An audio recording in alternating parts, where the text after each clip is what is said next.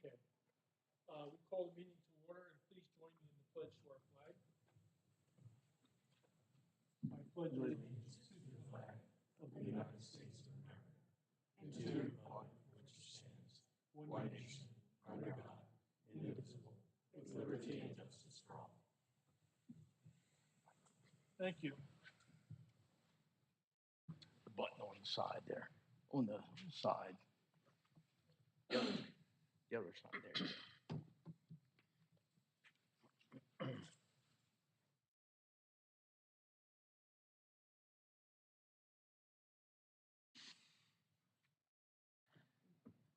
Okay, Christie, does the agenda reflect the addition the chairman put on? Or do I need to amend? You will have to amend. Okay, I would like the motion that we amend the agenda for section 11, specifically 11.6, and we'll have a discussion to fill the open sewer authority position that we currently have. I'll second that. Discussion. All in favor signify by saying aye. Aye. And is it a true statement we haven't met since last meeting? The Board of Supervisors of You had, the 22nd. oh, no, you had the 21st, but that was a public meeting, Yeah. so no, you haven't. We haven't met since our last public meeting. And with that, is there a motion to approve or amend the minutes of the August 12th meeting? I'll make a motion to approve the August 12th regular meeting. I'll second the motion. Discussion? All in favor signify by saying aye. Aye. Takes us down to accept a motion to approve the minutes for the August 21st meeting, and I believe that was the financial review meeting. I'll make a motion to approve the August 21st financial review minutes as revised. I'll second that. Okay, discussion? All in favor signify by saying aye. Aye. Aye. Aye. Because of the things that we're going to discuss tonight, we have public comments right now, but I will ask public comments prior to either going into executive or adjourning. So right now, is there any public comments by anyone? Yes, sir. You're the first one. You have to turn that mic on. There you go. Thank you.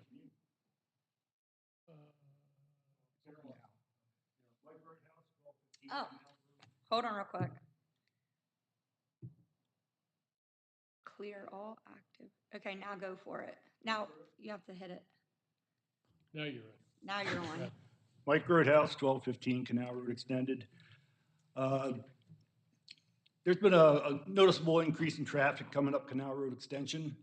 And with it is a number of people who are just hammering the hell out of their cars and trucks. Wondering if there's anything that can be done to try and slow this down some. It's just going to keep getting worse with the additional traffic we have coming through. We will bring that up at our next regional police department meeting. It seems that I've noticed that as well. Ever since we had the detour and it opened, everybody's on that road. So that's the new road that goes to everywhere. So we will see if we can get some increased presence on that road. Right. Anyone else? Mr. Nix.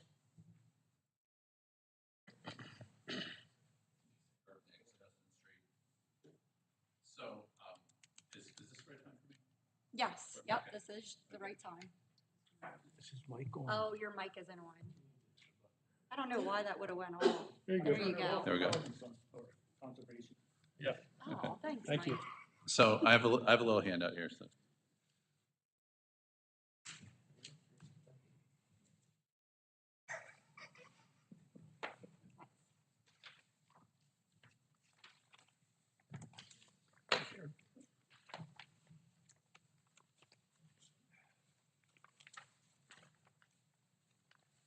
So Christy and I had a chance to kind of chat back and forth about this, so I'm not even really 100% sure if I'm at the right place at the right time.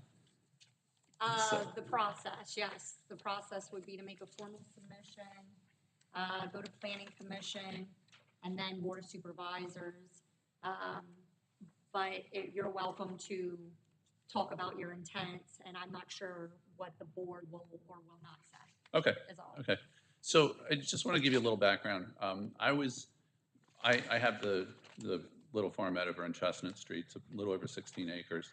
And I was in the process of starting to have an engineer do a survey and then a plan to subdivide 3 lots off the front for my kids.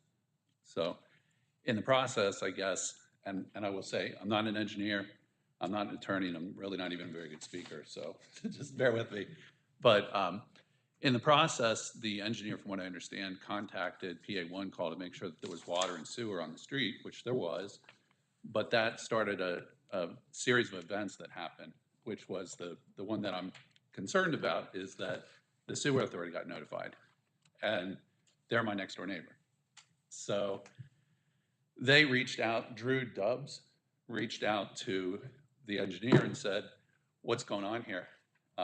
We may have some interest and we'd like to talk to me.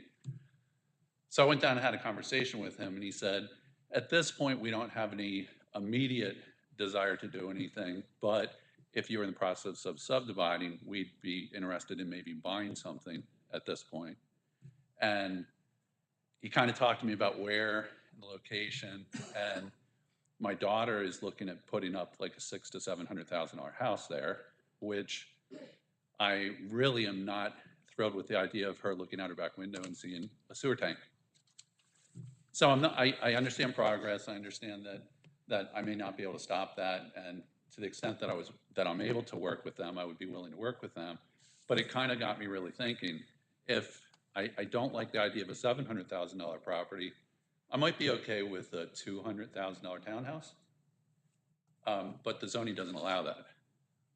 So my thought as I started kind of brainstorming was, would it be possible to consider changing the zoning from R1 to R3? And it would actually include 3 properties plus the sewer authority. And I've talked to all the neighbors about it that would be involved, and they're all on board with it. Sewer authority, Mr. Dubs again, said he can't speak for the whole board, but he doesn't see a reason why they would have a problem with it. As a matter of fact, they're in a position where there's a right-of-way that goes across back to the farm behind them, and they'd really love to see that shut down. So with the possibility of doing something in there in the future, that could possibly also eliminate that driveway for them. So he kind of liked that idea. From the standpoint of the location, I'm right across the street from the school, which is currently zoned R2, all that, the fields there and stuff. So while Chestnut Valley is R1, I do have property that's adjacent to me that is R2.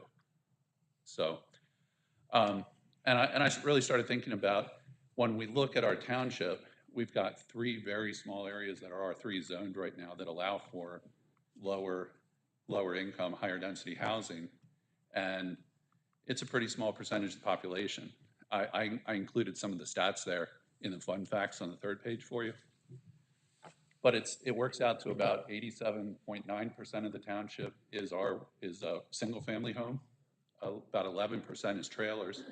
And I think if my math is correct there, it's like 2% is multiple family. Can I interrupt you, Mr.? Absolutely. Yes. I'm going to refer to staff and to Andy. Would this need to go through, the process would have to be started, would have to go through planning commission, would it have to go through zoning? No, it doesn't go to zoning. So first it goes through planning commission, and if they see the benefit of this rezoning and this, it would come to us. They would either recommend or not recommend, I Okay. believe. Is that correct? Yeah, it's the same process as for adopting a zoning amendment. So it'd have to go to the county planning commission, the township planning commission, and then it would come to you, to this board, for a public hearing and a decision on the rezoning. It's not uncommon to have the applicant or the proposal discussed with the Board of Supervisors before starting that process, because there is, I think your filing fee is like $1,000, is that Correct. right, Christie? And it's purely a legislative decision of the board. So if the board's just not interested in entertaining it, a lot of times you can save the applicant the filing fee by just letting them know that. But otherwise, if the board is interested in hearing about it, it would go through that process with the planning commissions first and then come to the board for a public hearing. So my question to you, Andy, it's not premature for us to hear this prior to going to planning, is what you're saying? No, in a lot of places where I've done rezonings, you've actually taken the application, you file the application, the board first makes a decision whether or not they want to move it forward to the planning commissions, and then it goes through that process after that. Because again, it's purely legislative, so the board doesn't even have to make a decision on it. So then we would be deciding tonight whether we advise Mr. Nix to take it to the planning commission, but we can't give a, No, you wouldn't be giving a heads up or a thumbs up or thumbs down to the actual rezoning. All you would say is, all you would be doing tonight is saying, if the application's filed, it can go directly to the planning commission and then come to us for a hearing. okay, That would be it. are we clear on that? Yes. Okay. And I guess to Andy's point, I don't have extremely deep pockets, so if you guys were saying, there's no way we're gonna ever consider this, I'd rather save the $1,000. But if you see the merit of it, I definitely would like to look into it and see if it's something that could be done. I see your point. Any of the board members have any comments? So what's the long-term vision now? Because I'm still unclear. You just still want to take a small portion of your 16 acres and do townhouses? Or did you want to convert like your whole property to R2? Well, R3 would be R3, ideal. sorry. So I don't know that I have an overall vision. There's a couple things that went through my head. I mean, one of the things, quite honestly, is I've got a spring house there, and with R3, I could fix that up and put it there with, I believe that would be permitted use then? I would have to check the ordinance before I. But say that's that. That would be one of the goals. That's one direction. Another direction would be probably to look longer term into, is it feasible to put a townhouse community in there? And when I mentioned the driveway, that would probably include the farmer beside me as well. So, Question I have for council is, would making that R3 be spot zoning? I don't have the zoning map. Here, pass your. Do you know, is Oh, this- it's on there, next page back. Go to the second page. And while you're looking at that real quick, I was just gonna name off what the permitted uses in the R3 were. It's single-family dwellings, duplex dwellings, multiple dwelling structures, group home, no impact home-based business, condominiums, co-located wireless communication facilities and small wireless communication facilities. And then there's some uses by special exception, which are like places of worship and memberships in clubs, things like that. and Dean, to answer your question more fully too, what I probably would be interested in doing is continuing on with the survey and putting some lots in the front. But I'm not quite so excited about doing that if I have to put a single family house there. If I could put a duplex or townhouses there, that would probably. Understand, given the location. Yeah. Sewer authorities. And I'm thinking about it quite honestly as like kind of I think what's the term, the highest and best use of the land. Right. I'm not sure that single family houses are the highest best use of the land there if at some point the sewer authority is going to do something. Right. No, I understand. Thank you. Now, how many acres did you say it was again? I have 16 1/3. The neighbor beside me has 14 1/2. And then the White House that's on the corner is 0.8. So it's about 32, 33 acres. I mean, there's 4 lots there. You'd be creating a new standalone district. Not, it'd be R3, but you'd be creating a new area of it. I think that's probably enough area that it wouldn't be spot zoning. It's not just a single lot that's being rezoned. The other part of the analysis for spot zoning, and this is what would come out during the planning commission process, but the other analysis is whether you're conferring a benefit, an inappropriate benefit on a single parcel of land or a small number of parcels of land. And that would depend on, is it consistent with the comprehensive plan? Is it a location that the planners recommend, for traffic or for other reasons? Those kinds of things. Most likely, just looking at your zoning map, I think there probably could be reasonable justifications for doing a small R3 district in that location. I have a follow-up question. It looks like in R3, public utility facilities is only permitted by special exception. Would that be putting any kind of hardship onto the sewer authority if they obtained any of that land? So that's an interesting question because they would become a non-conforming use as a result of doing that. It would be up to them whether they would try to get a special exception, they would then no longer be a non-conforming use. Usually that doesn't happen because they would just be, if something would happen there, or they would decide to expand buildings or facilities, they may be limited by the requirements or the limitations on non-conforming uses unless they apply for a special exception, which they may be doing anyway if it's expanding a non-conforming use. Right, currently it is conforming. Right. It would convert it to non-conforming because it doesn't have the special exception that would be required. And then anytime they would want to do anything to it, even with that special exception, they'd have to go back for another special exception. I think that's the case in your ordinance. I think you're Yeah. allowed to expand up to 25%, but you have to get a special exception to do it.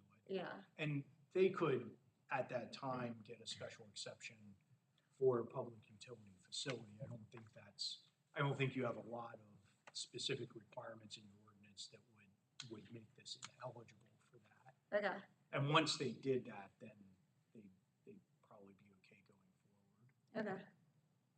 Thank you. And may I ask 2 questions along that line too? Sure. The first is, I haven't been able to get a really solid answer on what spot zoning actually is.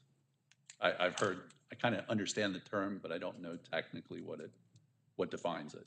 So spot zoning is where you would take, say if you were asking to just rezone your parcel of land, and there's no other R3 adjacent to your land, your 14 acres, or 16 acres, I guess.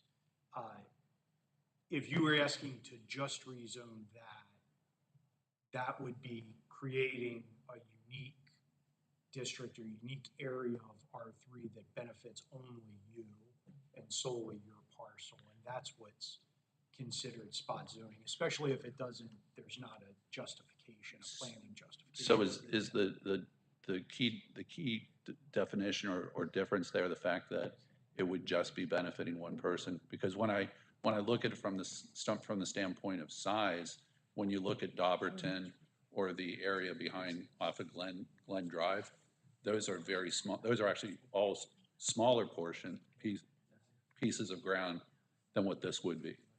Right. I mean, with 16 acres, and R3 districts are typically smaller anyway because they're more dense, they're more compact. I mean, with 16 acres, it's possible to make an argument that that's big enough to not be spot zoning, but most of the classic spot zoning examples are single parcels that have been zoned to allow a specific use. Okay. So, And then my second question would be, with regard to the whole thing with the utility, if in the process of the subdivision, I sold that to them before it was changed to R3, would that make that whole piece grandfathered for them then, as a non-conforming? I think the non-conforming use provisions of the ordinance limit the expansion of buildings Mhm. on the parcel either way. So even if they had the entirety, it's the expansion of the use and of the building, the area used and the buildings used. But again, I mean, I wouldn't see that as a big impediment to anything the sewer authority would want to do there. Okay, thank you. That special exception doesn't have any significant, there's not like a list of 15 things they have to meet in order to be eligible for that special exception. Okay. So, Anything else, Herb? That's it, unless you guys have some comments for me. I'd look very highly towards the recommendation of the planning commission. And I look forward to hearing what they have to say about this proposed idea of yours. I can't let you know one way or the other. I don't have anything, personally, I don't have anything against it.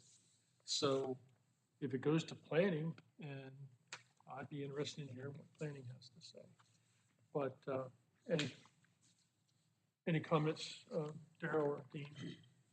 Yeah, I'm kind of like in the same boat until I hear from the planning commission.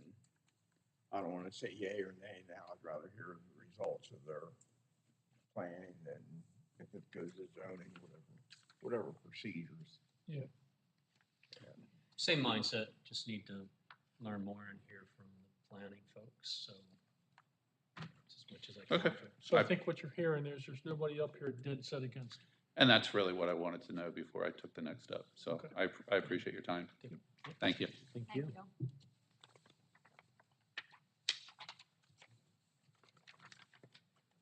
Takes us to special requests. Next on the agenda is York County Library request to have a library in our lobby. Christie and I did meet with York County Library folks. We met out there in the lobby, and Christie and I were leaning towards, we don't think this is such a good idea because it's going to impact staff. We'd have to drop a data line through the wall for them to hook up their computer. And all that was good until they said to us that, oh yeah, we'd have to sign a contract for $10,000 a year. I said, what? So I'm recommending that we don't do it. I don't Conowalga was in the recommend it. same boat, and you told me that Conowalga said no as well. Correct. So, For us doing them a favor, but we have to pay them 10 grand, that blew my mind. So, and I tried to explain to them that our location here is not conducive for children to come up in bikes to go to the library or anything like that. They can't walk, there's not even a sidewalk. So I suggested maybe Leg Up Farms, but, so that's my suggestion that we, I have some other comments. Just last week when you had staff meeting, I went out to have the people come back for your meeting. And there was like 5 of them out there discussing things.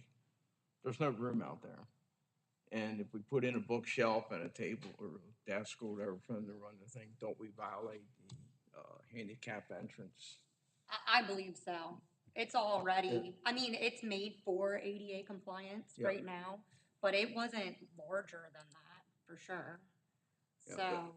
And then my suggestion was, well, they check out with Leg Up Farms or some other community-minded place. I just don't think it's practical to do it here. And on top of $10,000, I'm not spending $10,000 of taxpayers' money for that. Mr. Core? I agree with the comments that were made. We didn't plan for it. Incurring an expense for an area that wasn't designed for it just doesn't make sense. Well, hearing that, I'll make a motion that we authorize our manager to send a email or letter to York County Library declining their offer. I'll second that. Any further discussion? All in favor signify by saying aye. Aye. Motion carries. Okay, we have a tax exoneration here from Kathy, requests exonerating the property of 155 Burberry Lane due to a house fair. York County has also already granted an exoneration to the property owners.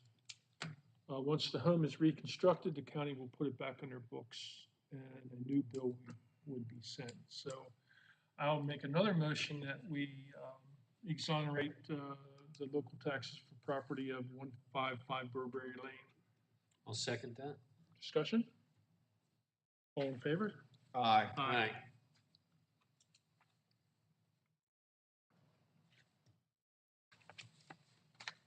Okay, that takes us into subdivision and land development plans,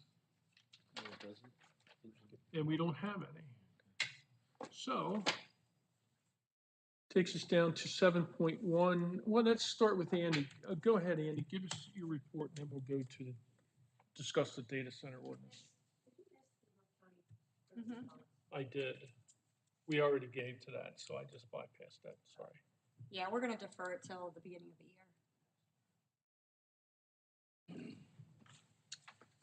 I provided a written report with a number of updates on it, but the only item I have to report on to the board is the data center ordinance. And I think mainly we made some changes to the intent statement in the ordinance based on the comments that we got back from the York County Planning Commission to maybe soften that a little bit and make it more compatible with the agricultural uses that are allowed in that district and exist in that district. And then we did also, I believe the county, after this was produced, the county produced a model ordinance. We did go back and take a look at both of those. We didn't make any extensive changes to our ordinance, but I did have a couple of provisions in the model ordinance that I would suggest we consider adding into this ordinance, and I want to get the board's feedback on that. I don't know if you want to do that first or if you had other comments you wanted to discuss first with the ordinance. Well, I have comments that go hand in hand with what you said. I don't want to make substantive changes to this data center if we have to send it back through the wash again. Yeah, we would if we make any more changes than what we made already.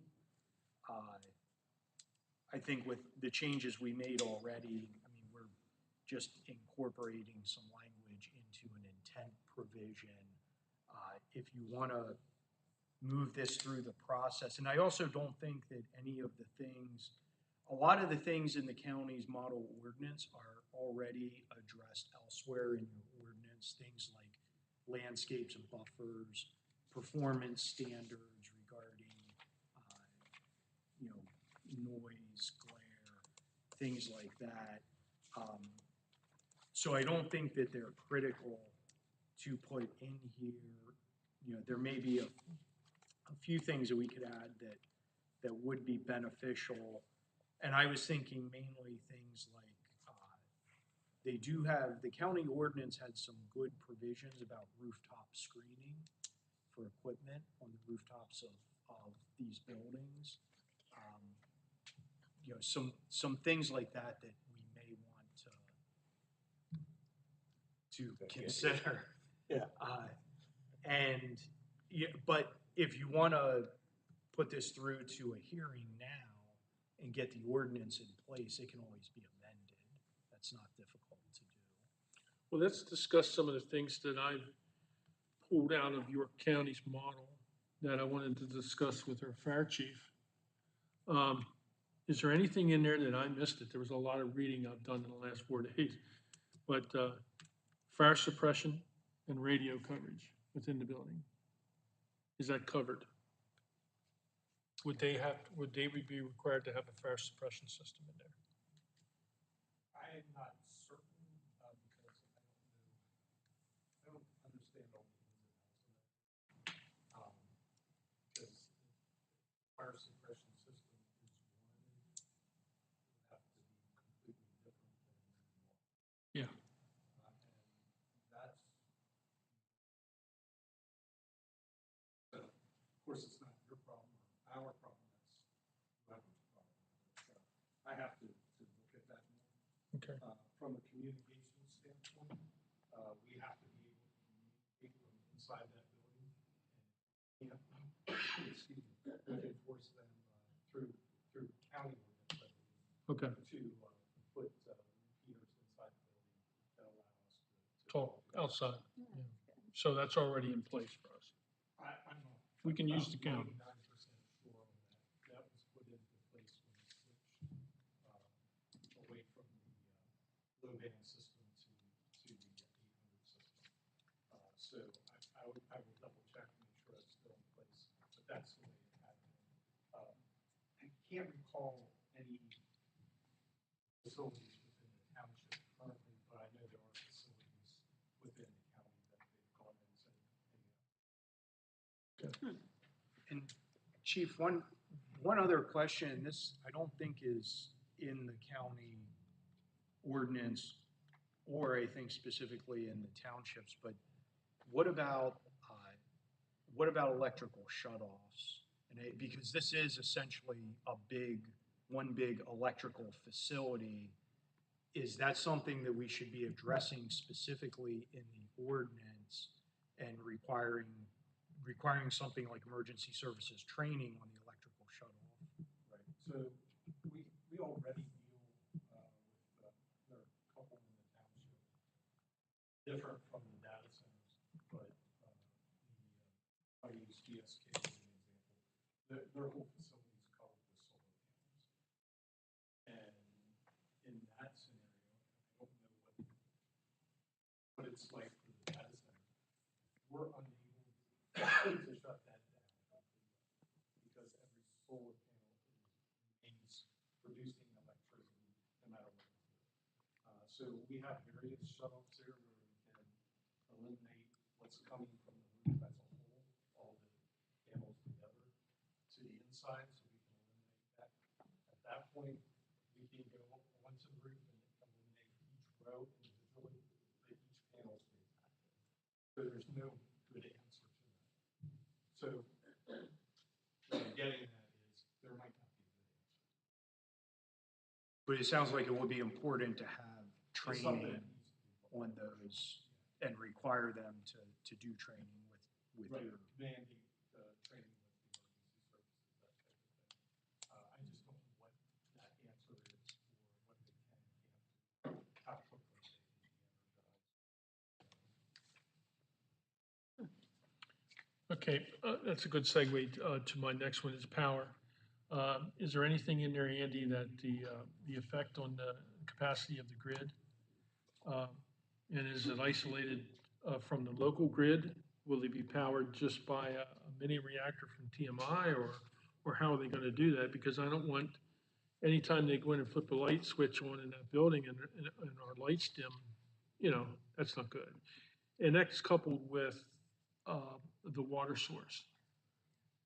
So we do have requirements in there for a water feasibility study, which I don't think the county model ordinance did have, but we thought was important here. As far as the electrical system goes, there are provisions in the county ordinance more specific. The ordinance we prepared requires that substations be at least 300 feet from any residential use. The county's model ordinance has more specific setbacks and locations for substations on site and for some underground electrical lines. Beyond that, to the extent, I guess in my experience dealing with the substation issues and impacts on the grid, it's very difficult for the developer to even do those studies because the utilities don't disclose information about their transmission or distribution system. I would assume that in order to connect and to do a substation, the utility would do its own engineering study about the impact on the grid and require upgrades to the grid as appropriate. You could try to write something like that in your ordinance, but public utilities are not subject to zoning. They're only governed by the PUC and state regulation. So you can't mandate that utility do one thing or another. You could probably mandate that they consult with the utility and that they potentially pay for any upgrades that would be required. But I'm not entirely sure how First Energy is handling data centers and what studies have to be done and what impact fees they may or may not already be assessing against them. I mean, that would, to me, the power requirements would be best for First Energy, based on what you said. But you can't Right. put an ordinance against them, and it's in their best interest to provide that entity with the power that they desire to run. Right. Now, Now, our issue is safety, right? right. Now, the only exception to that would be what they call microgrids where, and I believe there are some examples of this happening. I think Talon is doing a project like this down towards the Philadelphia area where they're not even going through the utility system. I believe they're plugging directly into or being provided electric directly from a Talon plant. That's what I assume this would be, Yeah, off-grid in that case, or isolated. you're not only are you isolated, but it's no longer a public utility, so you do have zoning control over all of that. So that would be different, and I had not thought about that, writing anything in regarding a microgrid situation, but that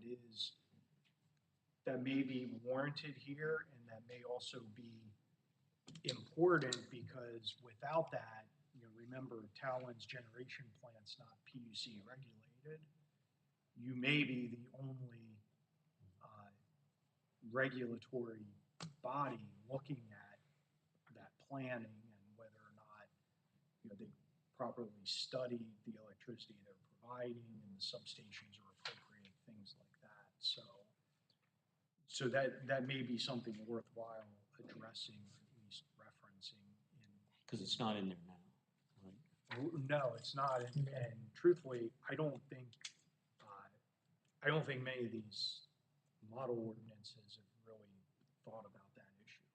It's probably a new concept that's come to light in the past couple of Yeah, years. it's not entirely new. I mean, there are, like in the renewable space, we've done projects, utility scale projects where the interconnection transmission lines are privately owned, and those then become subject to zoning, whereas once you're connected to the utility, it's not subject to zoning. So if those lines are running across other properties, they've got to be included in a land development plan, and those property owners have to sign off, things like that. So, From what the scuttlebutt I'm gathering is this is going to be an off-grid. First Energy won't be involved. It would be fed by Exelon down at 3 Mile Island. So one thing that does concern me is there is York water going to the golf course. Am I correct? That does supply the golf course, so they could get their building water and stuff from York Water. The coolant water, I need assurance that they're gonna be drawing out from the Susquehanna, and they'll have to go through the River Keepers Association and all that stuff. But But we were discussing earlier that I think it would be like an open loop, it would just recirculate, coolant recirculate. So my concern is we don't affect any residence wells in a certain radius around the place. And I think we do have that, covered, and we cover requirements with the Susquehanna River Basin Commission as well, who has to approve any water withdrawal from the river. Okay. So, and we have in here, some of the requirements for them are calculation of projected water needs, a geological map of the area with a radius of at least 1 mile from the site, the location of all existing and proposed wells within 1,000 feet of the site, with capacity of all high yield wells, and then locations of streams, and then determination of the effects on proposed water supplies, including quantity and quality of water in nearby wells, streams, and the groundwater table. So we're basically requiring in here, I believe, a full-blown hydrogeologic study. But how far out? Only 1,000 feet from like the property line? Yes, 1,000 feet from the site. And, I don't know hydrogeology well enough to know if It that's, just doesn't if that's seem out far or enough. not. I don't know if Byron can. Again, it's tough to call because you don't know which way the once it's underground, you don't know which way the aquifers are going and things like that. So you just have to come up with a number there that, again, 1,000 feet seems a little short for me, and something that could use significant amount of. Well, if they do any blasting at all, that would have to be increased dramatically, because from blasting before in our township, springs and wells appeared and disappeared. Yeah, just 1,000 feet's the only thing, so I don't know if that came out of the This, county model or somewhere. no, this was, we pulled these requirements from the example ordinance I provided you at the beginning, which I think was from up in Dauphin County. As well as we got a lot of this ordinance from, there was I believe an ordinance down that came out of Georgia from Atlanta, a model ordinance that we were looking at. Certainly those distances can be modified. And I mean, Byron can take a look at that and make any recommendations. My first thought was, if you leave the 1,000, then add something that may say additional distance at the engineer's discretion or something along that you could look at, depending on where this goes, what kind of area, your surrounding area. If all you're dealing with is a couple agricultural farms. Yeah, the only problem with that is then, on the developer side, it leaves it open to someone's judgment, and on the other side, you don't know. Right. And so my sense would be it'd be good to talk to someone who's familiar with hydrodynamics and hydrogeology, just to be like, is there a good answer or a better answer? Maybe 1,000 feet's I have fine. somebody I can call. It'd just be good to have that kind of knowledge base.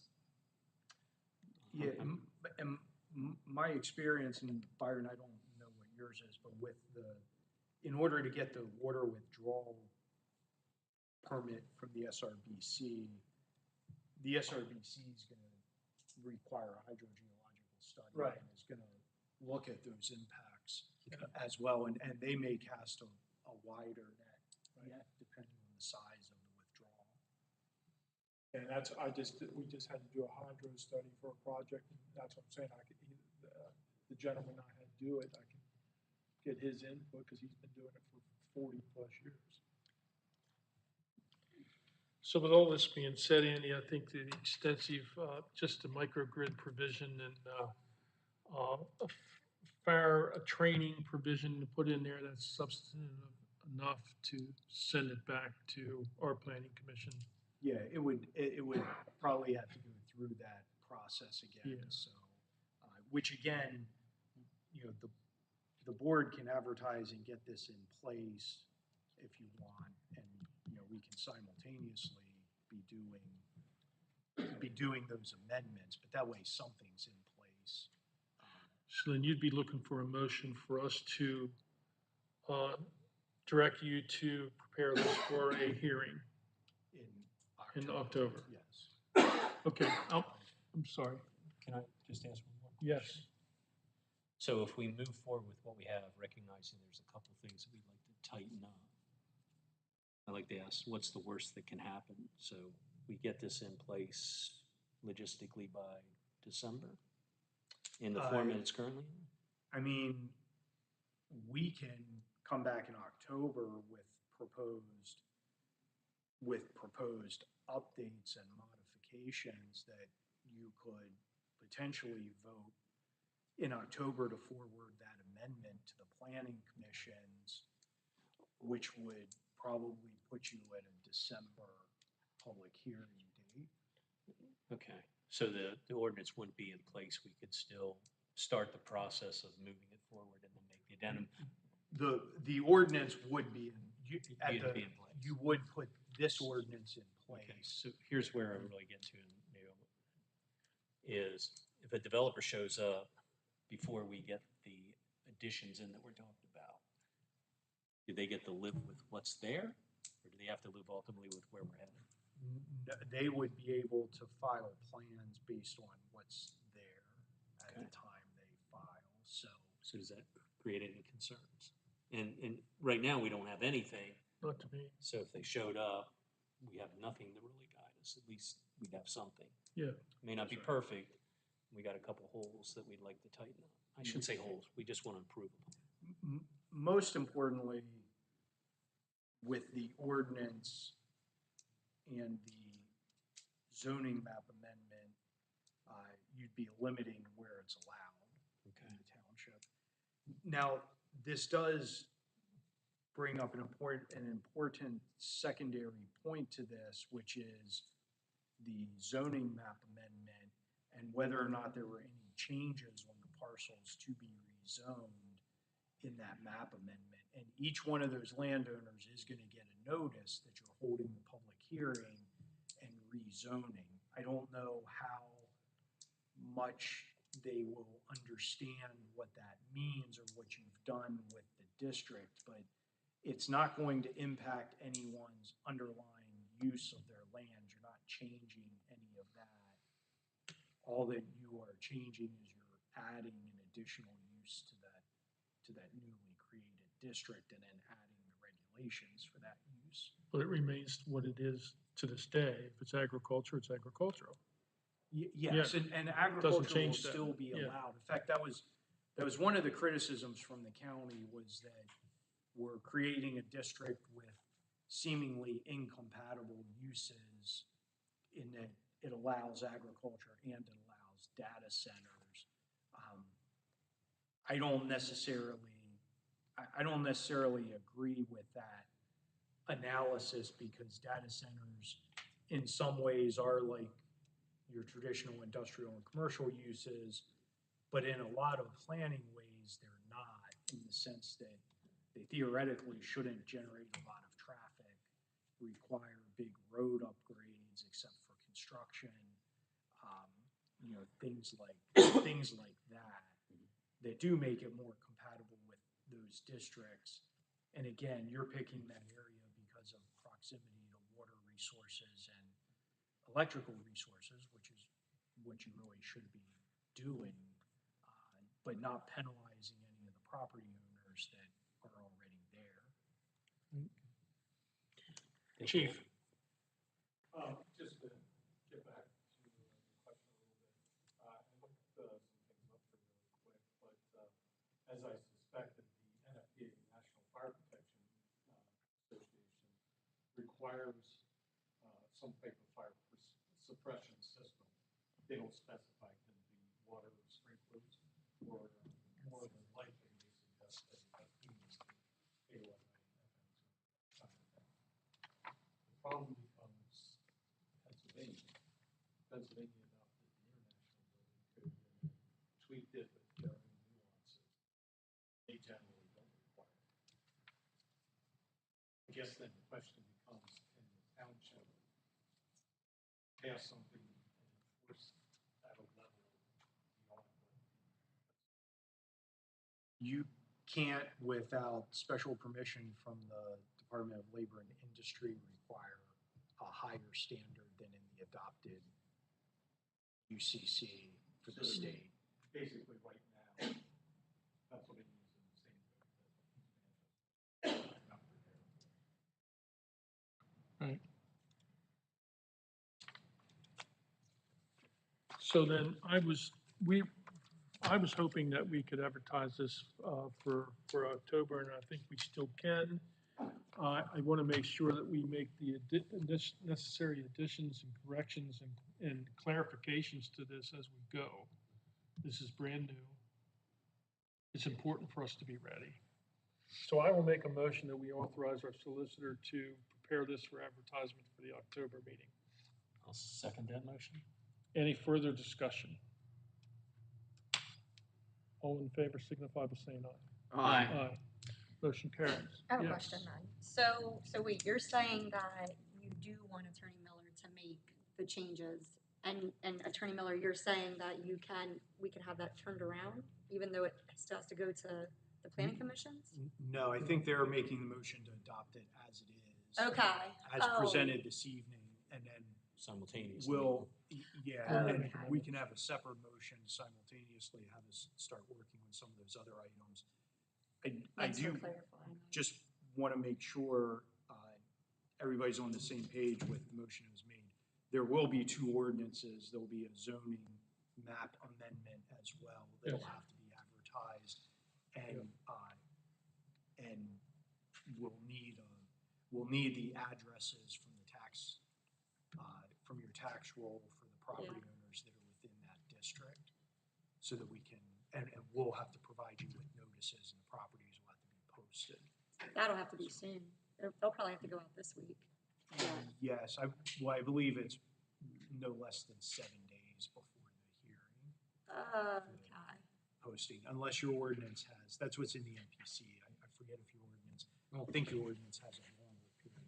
I was reading something you wrote ages ago in a memo, but I'd have to go back through and read that again. We'll have to check and make sure that you don't have Okay. a 30-day requirement or anything like that. Yeah, I saw something about a 30 days. That's why I was like, oh, I think if this happens, we'd have to do it this week. But I could have read it wrong. But I have a follow-up real quick, since if we're gonna do this, if we're gonna, adopt it as is and then continue to make changes. Oh, Chief Stevens went out. I wanted to ask him about this one item. There's a section in the model ordinance under safety, and it's talking about the equipment used in any data center operation shall be housed in a metered, electrically grounded, and pre-engineered metal encased structure with a fire rating designed to resist an internal electrical fire for at least 30 minutes. The containment space shall contain baffles that automatically close in the event of a fire, independent of a possible electrical system failure. I thought that was interesting. That's definitely not in our ordinance, but I was wondering if there was a reason why. I mean, and then when you get to the next one, it's talking about battery storage, and I was like, that's probably why. So is that something that, and I was going to ask Chief Stevens if that's something we should be requiring from the model ordinance.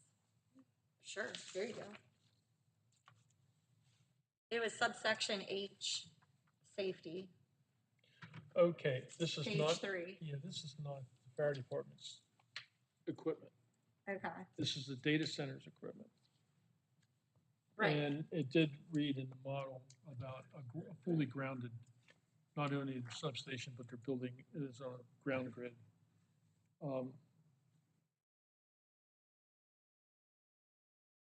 And battery storage, yeah, there's certain state laws that they have to follow for that. But that's for their equipment, not Chief's. Yeah, well, I guess what I was thinking is if we didn't require them to do it, so are you saying this is already a requirement above us, maybe? I think so, but I'm not sure. We're gonna have to check that out, Andy, if that's part of the state requirements. But like Chief said, they already, it's synonymous with the substation that they put in on a ground grid. And they certainly would do that for their whole building because of all the electrical equipment in there, you would think. Yeah, I mean, I think, you know, that HI and, uh, you know, Yeah, there's because, also one other L, I think, yeah, deals with substations. I think, you know, all of those provisions could be added in and may be beneficial, and may even be, you know, expanded on, beyond that. and even subsection M for the emergency contact information. We did that for the solar panels too, for the solar farms. Yeah, that's a typical Yeah. provision. So anyways, I just wanted to bring that up, that it looks like there's some additional requirements that are more restrictive that we weren't addressing already. And I figure it's probably for some good reason that we're just not aware of. To protect our investment in Yeah. the whole operation. Yeah, I just Googled fire suppression systems for data centers in Pennsylvania. They have unique characteristics that it's not water. okay. It's to cut off the oxygen and. They didn't say anything, That's in there, bad. You just don't let them wanna be in burn? there. No? Some of it depends on too what kind of systems there's. There was something else I saw in here, and I told Kate to make a note of it on our list of, future ordinance changes. But, it says, provide safe and convenient vehicular access to the site, including sufficient on-site queuing areas at security gates. And I like the wording of that because, and I'm not saying specifically for data centers. I don't foresee this being a real issue because apparently it doesn't generate much vehicle traffic to begin with or truck traffic. But, I just thought it'd be good in our ordinance in general because we are always talking about how, especially in the industrial park, when trucks, it happened over at Americold, they were queuing out into the road. Yeah, the queuing issue. Yeah, Yeah. so I just thought that was interesting. Well, and if we proceed with an amendment of this, there are some other things in here, like the rooftop Yeah, provisions, I thought you may want to add to warehouses, to some other uses as well. Yeah. That may be just as applicable. Well, it sounds like we can advertise it, but we got some work to do. And if we identify any other things, we'll give them to Christie and she'll drop you an email, Andy. sure.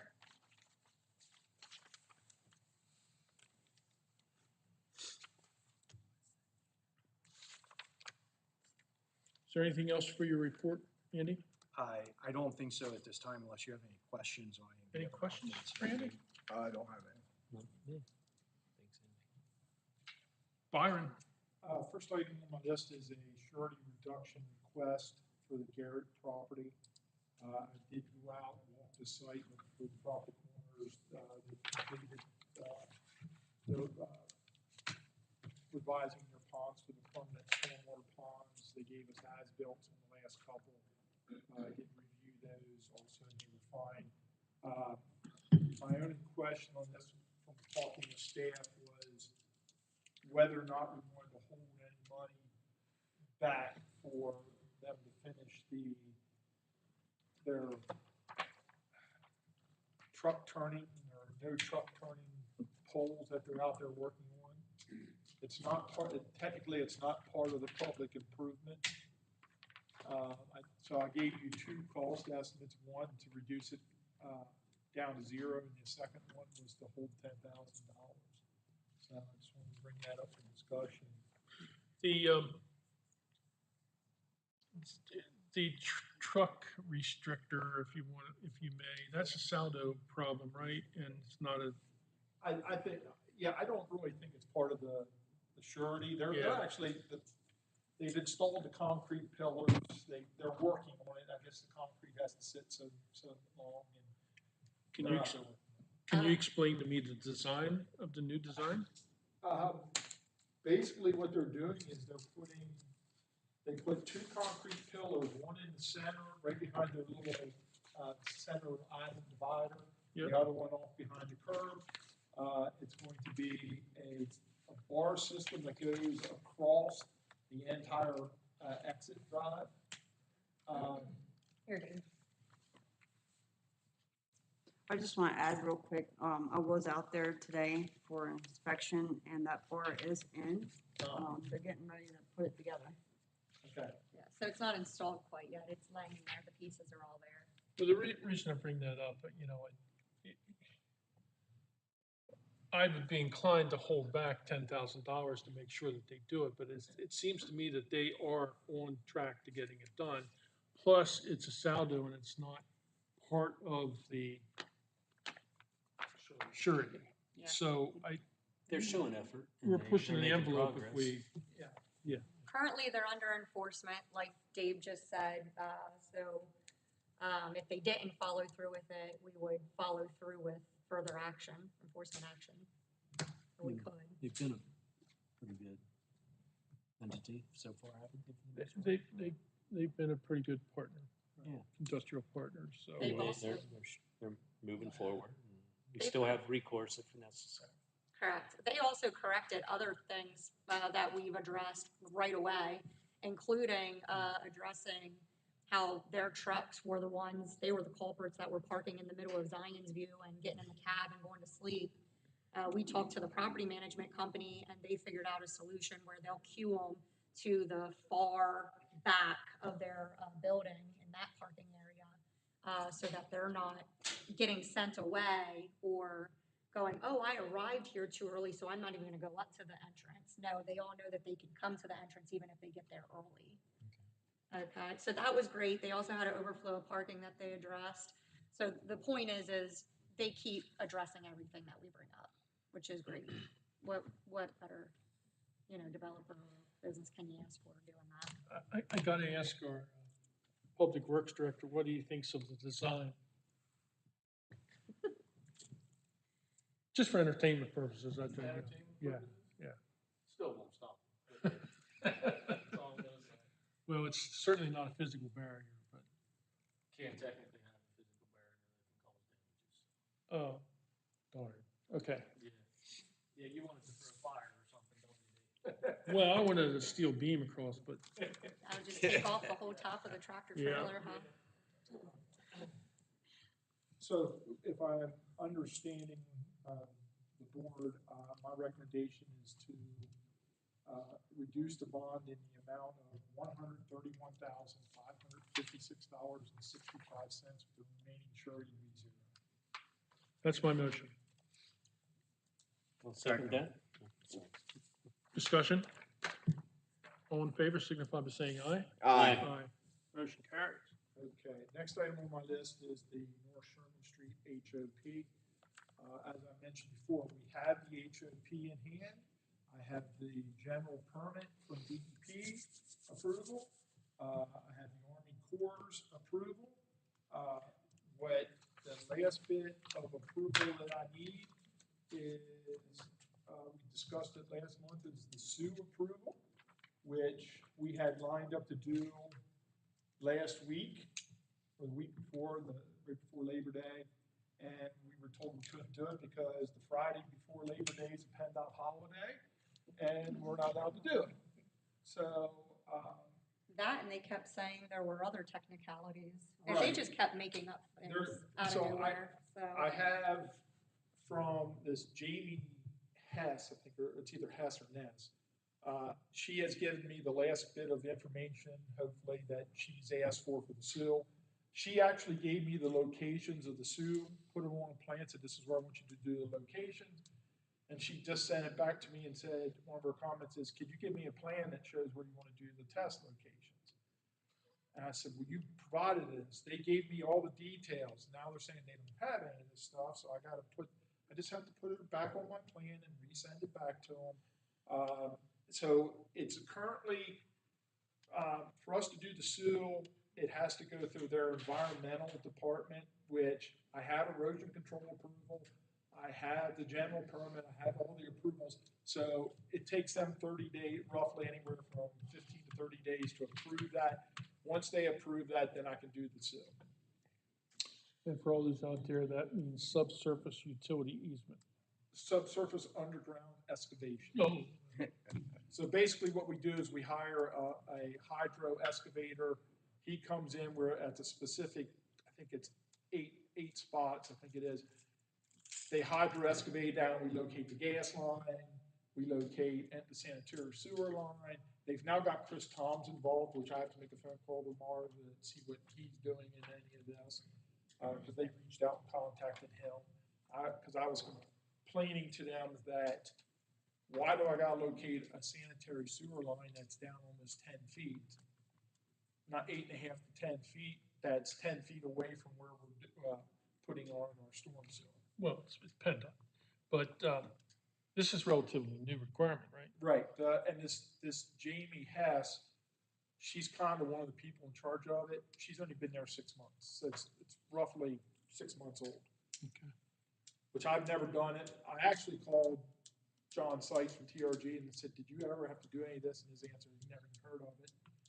And Even the hydro excavator said he never heard yeah, of it. the hydro, I mean, this is all. And I said that to PennDOT in the one meeting.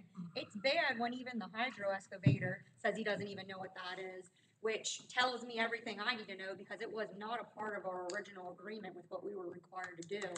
And they're just making us do things at this point, almost like it's a giant game. So Well, it's very frustrating. The reason you never heard of it is because it's only hydro excavating. Usually when the contractor's contracted, he comes in, he hydro excavates Right. and finds what he needs to find to do the job. there- And you can call it sue, you can call it whatever you want. It's hydro excavating. People do it every day, but it's usually the contractor. Right, he Why didn't they're get the putting, permit, yeah. correct, while they're putting this in the permit is beyond me. But yeah. It's, again, it's not, it's because my understanding is why we have to do this, is they lump the work to be done with a very large project that comes from York City, whole way from York City up through Sherman Street. And they're making them do that section. I'll say this about the sewer, is I submitted everything that they wanted, where they wanted it, and then the other week here, they said, well, where is it? We haven't seen it. Well, I sent it here, and then for all of a sudden, all the plans I've ever sent them, I've emailed them, all of a sudden I'm blocked. I can't send them plans anymore. And I received it on time. He sent it on time. Yeah, I sent it was in, copied. they wanted it that day, I sent it that day. And then they had to give me a Dropbox link box to assign all my drawings and everything. I did that as soon as he assigned everything. So it's, they keep saying, well, you didn't get this done. Yes, we have. We met every deadline. We met all their deadlines that we were supposed to do and had permits in hand. Again, the SUE is new. From talking with some of the people with PennDOT, they don't understand why they're making us do that, why one department's making us do this. SUE is technically only for PennDOT, like the sites they were telling me to download to, I don't have access. It's only PennDOT and government workers have access. Because we tried to log in and get an account, I couldn't get an account, and then they said, oh yeah, this is just for state workers. But this is where they're telling me to send some of this stuff. But I was copying the group with everything as we were going through it.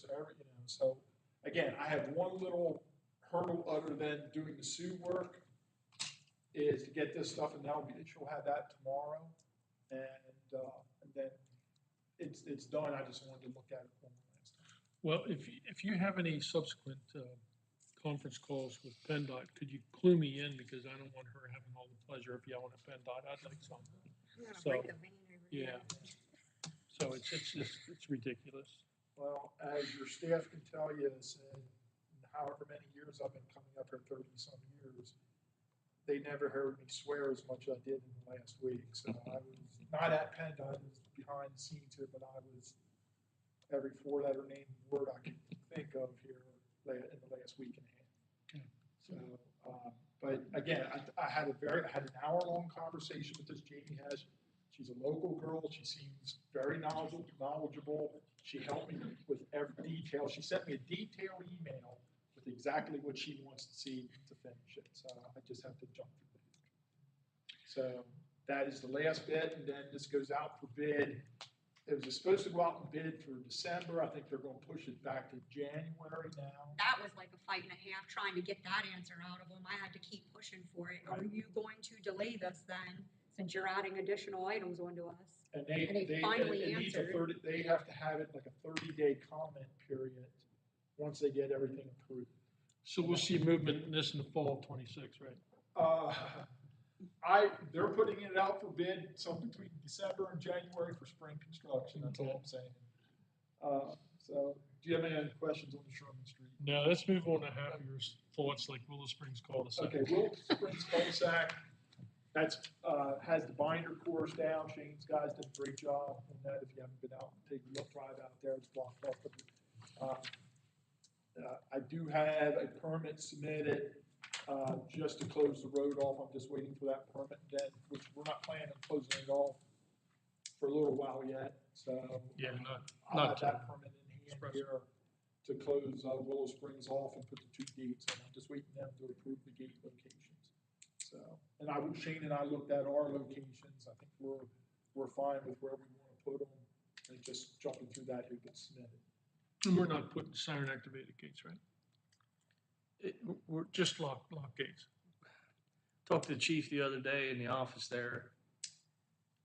He did mention, what if like Northern Regional needs in there?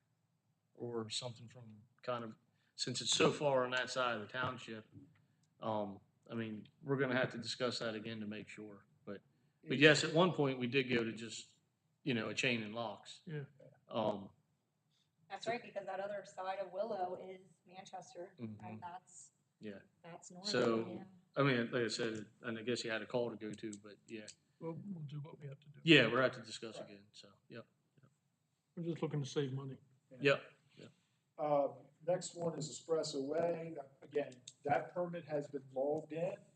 It's through 2 departments so far, no comments. So I'm just waiting, within the next few days, next week, let's say next week, I should have approval. But we're gonna wait on construction, pair that up with Hanover Company, right?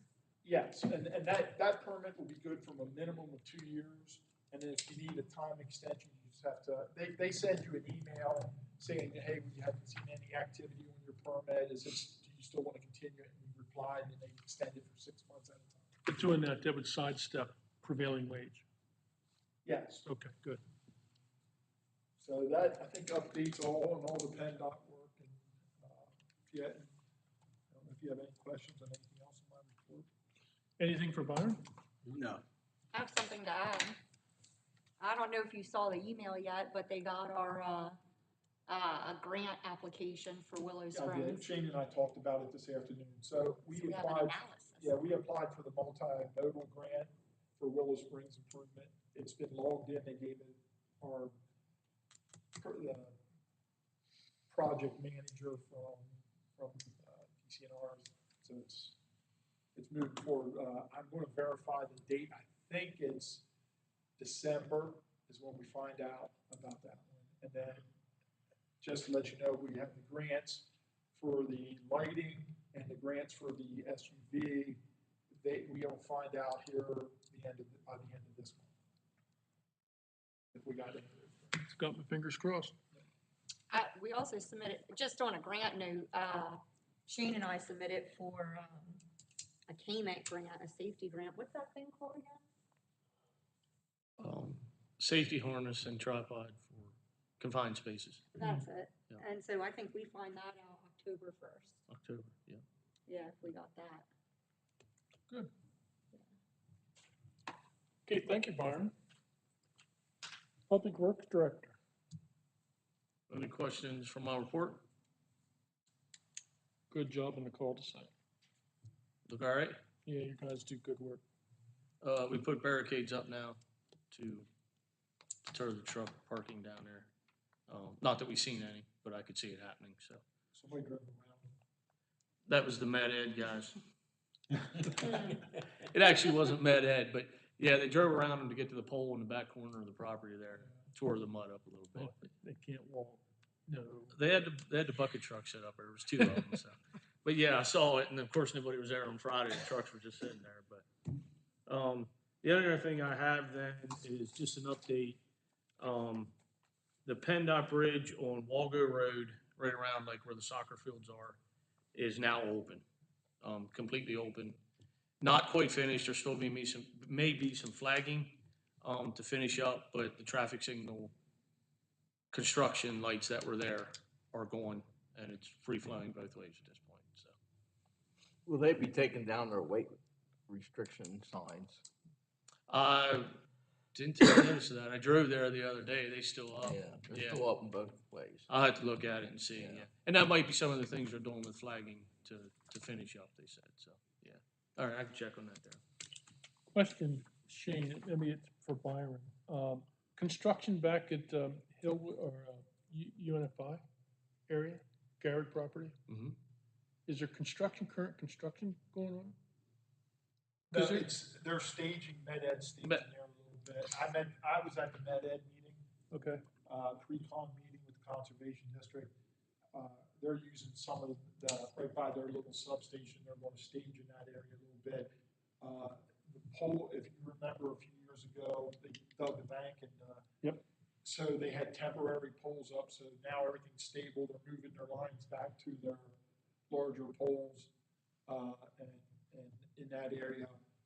It's just, everything they're doing is for either relocating the lines back to the poles in our township or increasing the size of the lines.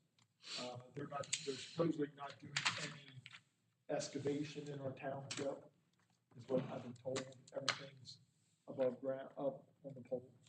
well, why I asked, there's from 7A to about 5P, there's nothing but backup alarms. I mean, they start right at 7, and that's Med Ed. Yes. And their subs. Okay. They were supposed to start at the other end, down in like, Spransbury Township, and come this way and finish up there, but maybe they started. Oh, They kind of they're lumbered us adjusting in. conductor size. Yeah. Awareness, okay. Okay. You can't get a break, huh? Soon the windows will be closed, so. They did say that you may use internet service for like a half hour, an hour at one point, something like that. That ain't gonna fly. That's all I have then, Mr. Chairman. Any questions for Shane? No. Any, do you have any comments or questions on fire chief's reports? No. You just pulled back in. Okay, we'll go to York County Regional report. There's not much. We're currently searching for, we have 2 in the academy, 2 coming out, and we're searching for more. We are currently talking about for a supplemental support to our SROs within the schools of putting on, what do they call it, co-respond, Yeah, co-responder. co-responders that are Act 120 certified, but they can go in and they can help the SROs in the different districts, which is a good idea. Northeastern York County Emergency Management Agency, anything? He did give us a report, and he just, in a nutshell, he went through a couple of items that they're recognizing that the storms are affecting their area, that they're becoming more severe in nature and more widespread, that he continues to meet with vendors and contractors to further their resource manual. And then he made a couple of purchases regarding TV usage in the EMA office. He wanted to commend East Manchester Township Public Works Department for its outstanding efforts during the recent storms, specifically the storms on July 14th. He said that the crews did a great job with keeping the roadways open and clear. And then it was a big sinkhole affecting Old Hickory Road. And he said, great job. And then he was at the National Night Out event, and he handed out some whistles and material. And then he was just noting that there's a breakdown in communication with the York County 911 center that's still occurring, and he keeps trying to address, but it's a work in progress. Otherwise, that's really it. Well, I know the whistles were a big hit with the parents of all kids using them too. Did he say what the communication background was about? So basically, he's told me about this before. He, he feels that EMA should be notified for certain situations and they're not getting notified. And instead they're finding out secondhand, about these items that he should have known about. And so I'm not very clear on specifics there. I don't know if anyone. I'd be interested, if he says that again, I'd be interested in knowing what he's talking about. Okay. What kind of incident versus, because, well, okay. I do know he has said that there is a disagreement between him and York County's EMA on what EMA is supposed to be a part of. So I do know that for sure. Yep. About the scope of their duties. Philosophical differences, Yes. for sure, yes. Yes. And we sometimes discuss those differences. Yeah. Yep. He is very conservative with the funding. His funding is not much. And with TMI doing, we're all waiting to see what kind of funding or if we get anything at all for TMI, mini reactors coming on board.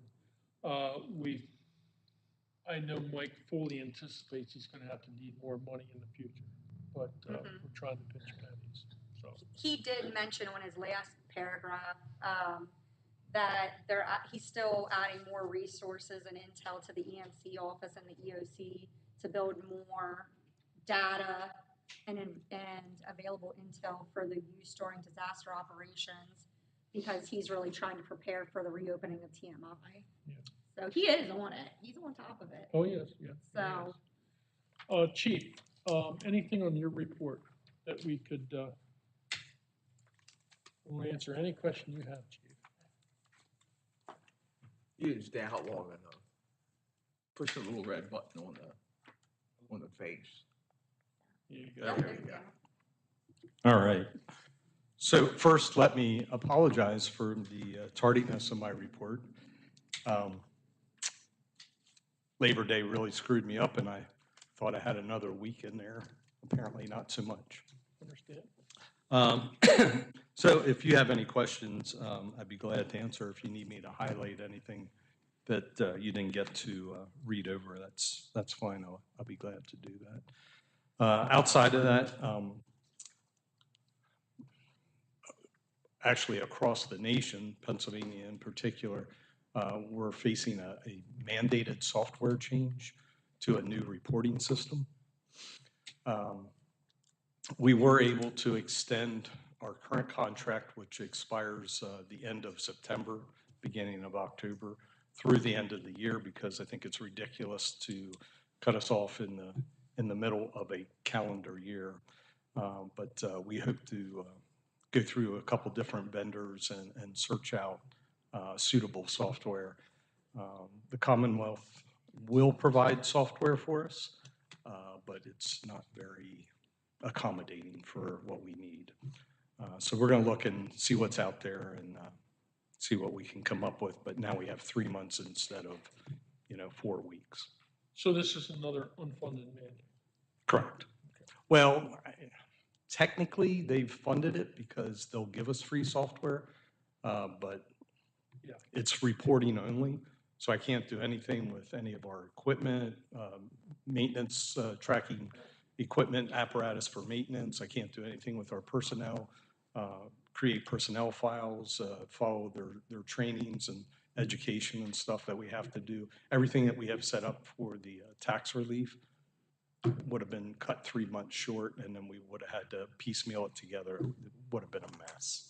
So I did speak with Chief Bush at Mount Wolf, and they were in agreement as well, and they were to be extending their contract through the end of the year.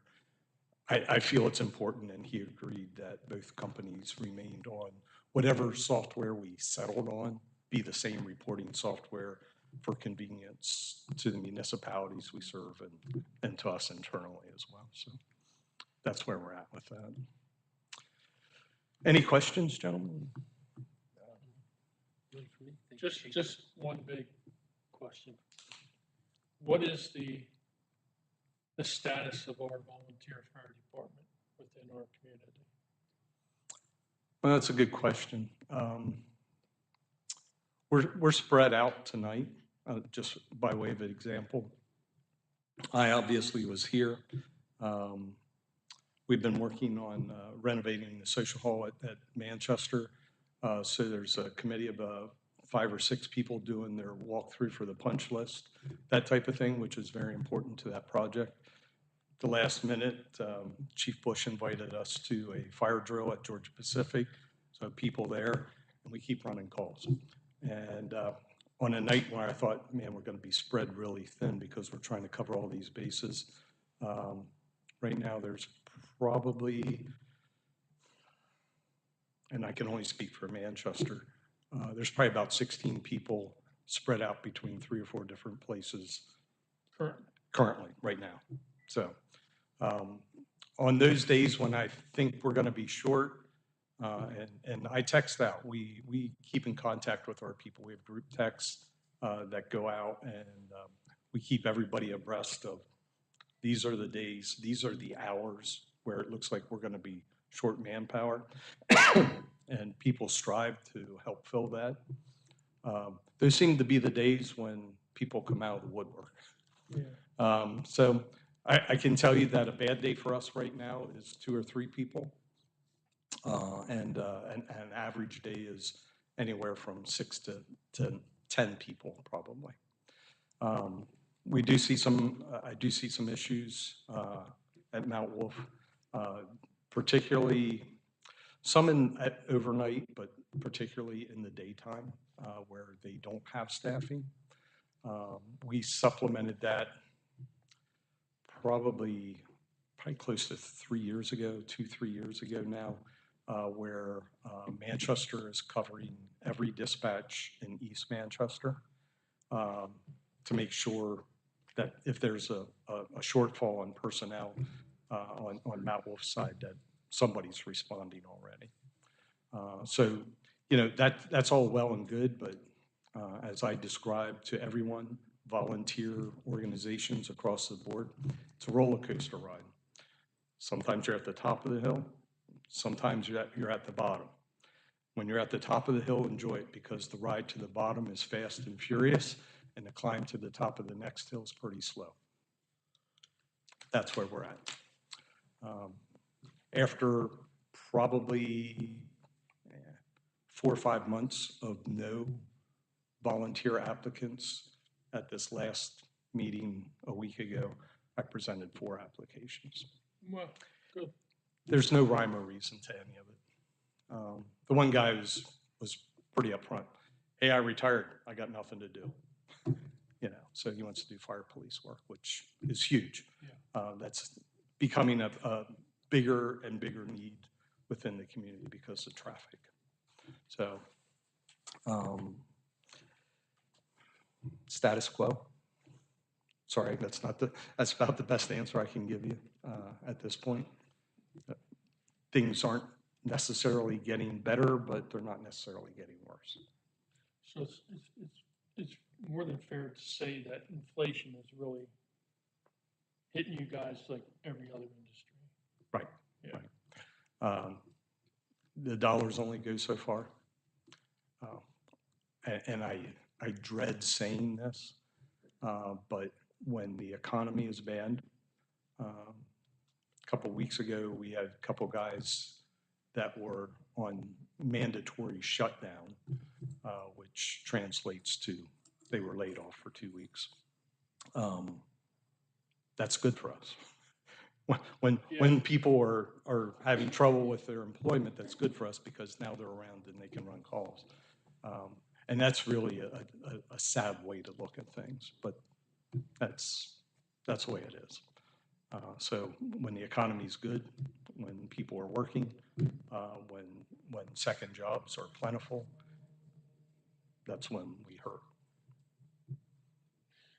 Well, I had the pleasure of sitting inside of you at staff meeting when we were going over some industrial partners moving in. And it's fair to say that every industrial partner that puts in a plant, staff is asking and reminding them that we have a volunteer fire department That's correct. and that we are asking for anything that they can do contribution wise.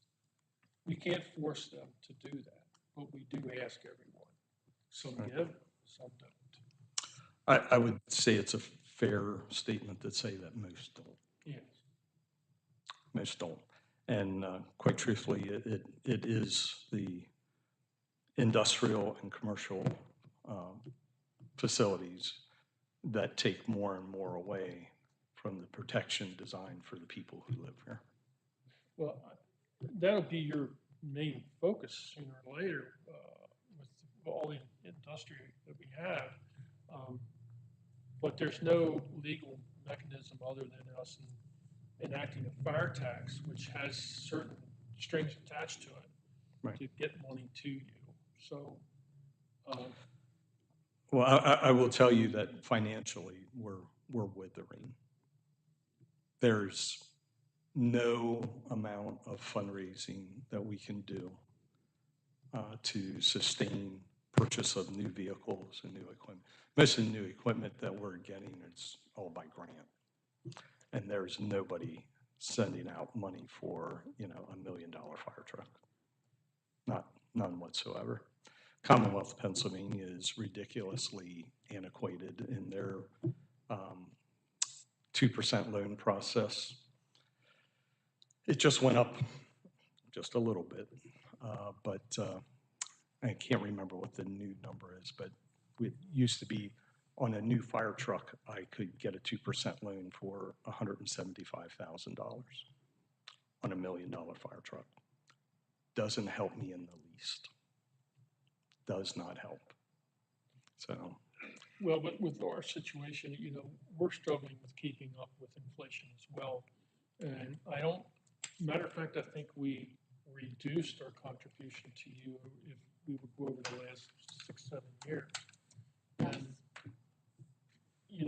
we all know how important it is for us to maintain our volunteer fire department, because if not, we're going to have a budget line item like we do for the police department.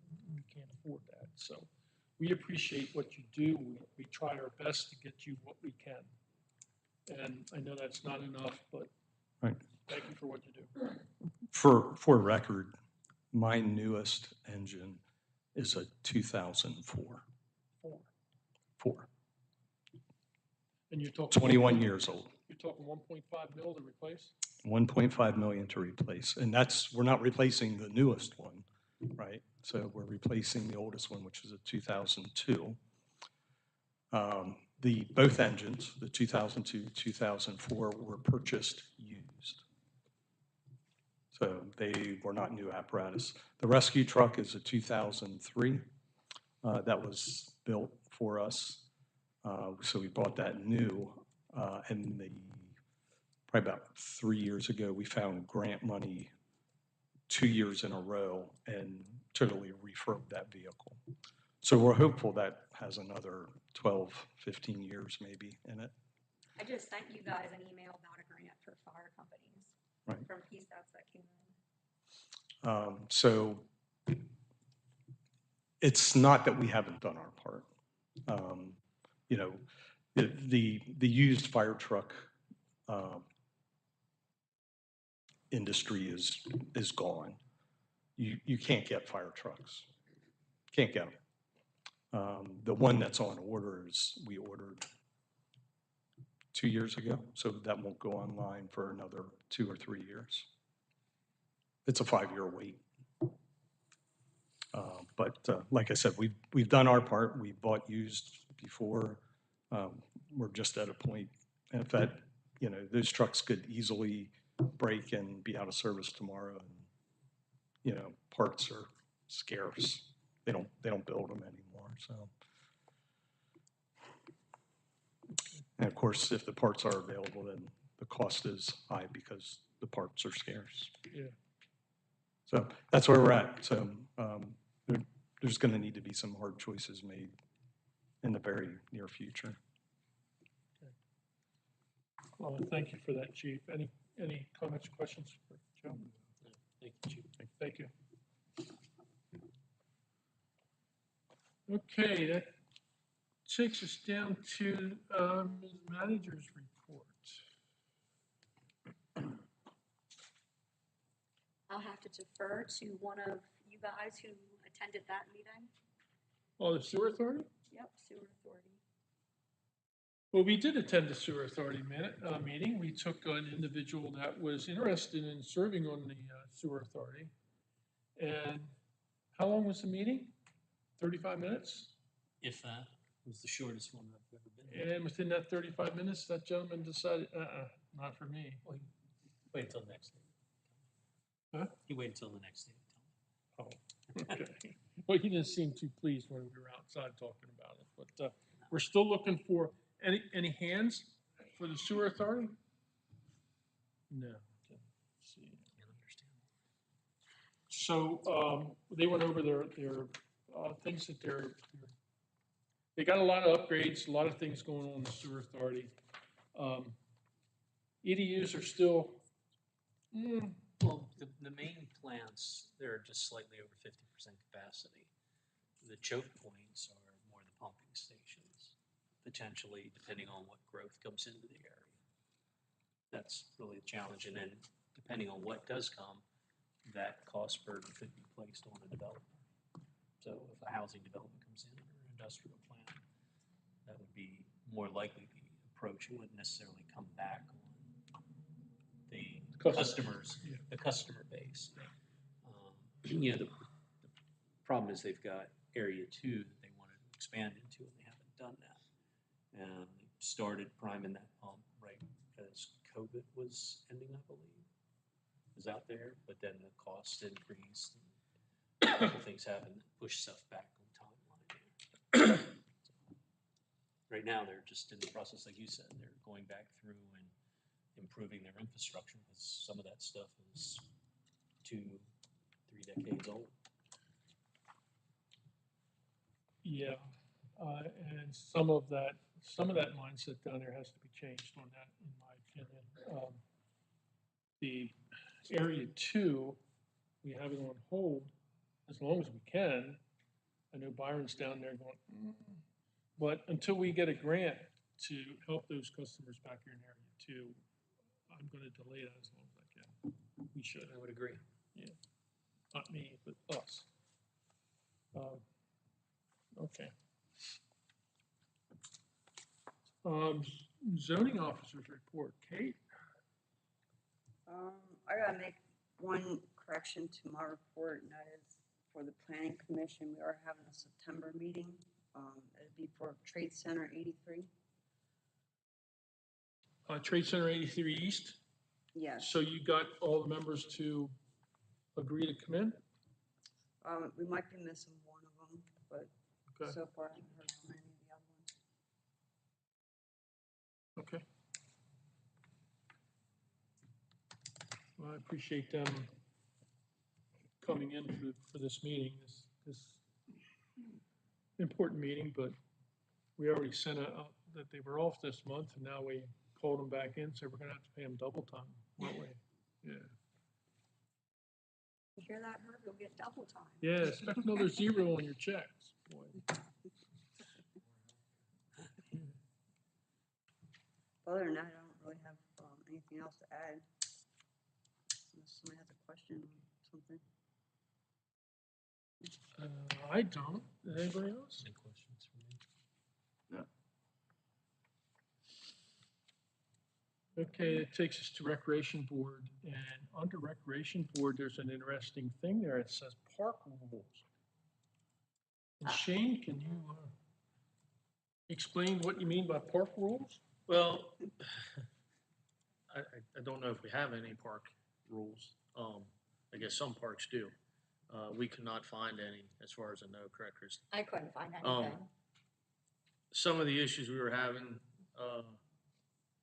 some of the residents that live in the Borough Trailer Park at Dalberton,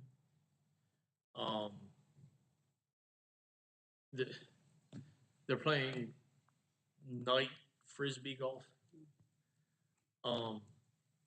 They wanted to do it as like a tournament, and I spoke to Phil about this. They do those tournaments, where they light up the baskets and play. There was no tournament, there was no league. It's just people showing up there at 11 o'clock at night and throwing their frisbees into the nets. And we have no sunrise to sunset kind of rules for our parks that I can find. It's not posted at the parks. We couldn't find anything. Now, there's noise ordinances for that time frame, so if they called the police, you know, if an officer responded, they'd find them out there, but there's no actual Yeah. park rules. And we're also having, from what she's telling me, electric scooters and bicycles on the walking path up there, which she says are going very fast. I've never seen any of it, you know, but the nighttime thing, we have to do something about that for sure. Yeah. And I know people are there at night. I know bad things go on there at night. But now they're not just at the pavilions in the parking area. They're back where the residents' homes are, back in the back there. So what's your recommendation? I was wondering if Mr. Miller knows any park rules.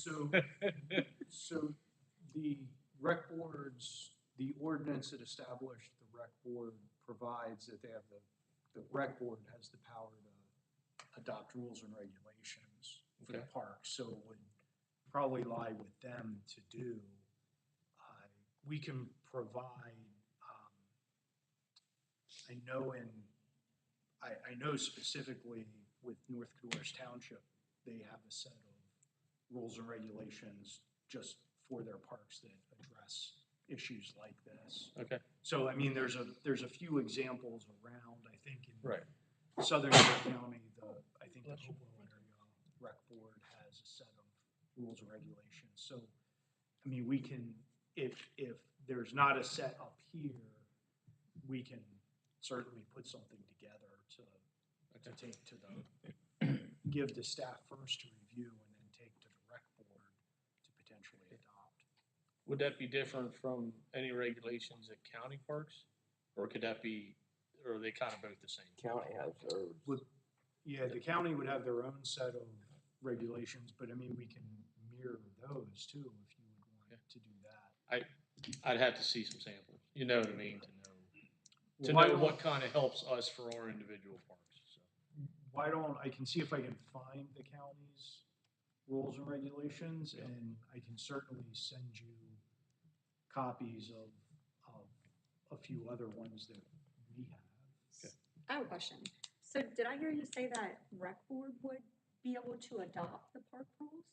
Yeah, that authority is, so, under powers and duties, the recreation board has the power to adopt such rules and regulations for the conduct of all business which is regulated. Would that be able to be enforced by the police? Or would that be something that the board of supervisors would have to enact? I think the police could enforce that because this board has delegated that authority to them through the ordinance that this board adopted, establishing the rec board. Okay. If that makes sense. Sure. So I think it would be okay. If it's required for the police, this board could approve those rules and regulations by an ordinance as well, if they would have to. Okay. Well, we would certainly consider that, gentlemen. Yeah. Yes. So we have Phil and Dwight. Oh, we still have two, Christie? Yeah, Phil and Dwight Hollenbaugh. Oh, okay, I thought we were just down to three, okay. No. All right. So then, All right, we'll go from there then, and see what we can come up with, so. How'd it go playing like Frisbee? That's pretty fun. I didn't do it. I wouldn't know that one. apparently they're drinking and doing it. Well. Golf. Uh-huh. I'll invite you next time. Okay. Okay, that takes us down to 11.4. Explain to everyone about the MMO. Sure. The law requires the chief administrative officer of each pension plan to to inform the governing board of the municipality of the plan's expected financial obligation for the coming year. And in this case, it must be done by the last business day in September. And so basically, this is Act 205 of 1984, as amended, governs the funding requirements for all municipal pension plans. And so Jen, our accountant, does the calculation, and this year it is $61,000, and thus far, we've always received state aid, and actually never, she said since she's been here, we've never actually technically spent a dime. We pay up front, but we always get state aid back in excess of what we paid in, so. This year it's $61,000. So you're looking for a motion to approve that Correct. expenditure. That's correct. Supports wishes. I mean, we don't really have a choice. It's something we have to do, right? That's Make correct. a motion, we pay it. Okay, you make a motion, we pay it. I'll second the motion. We have a motion and a second to pay $61,000 for the pension plan. Any further discussion on that? Hopefully, we do get excess back, above that, but we usually do. So I'll call for the vote. All in favor of the vote? Aye. Aye. Motion carries.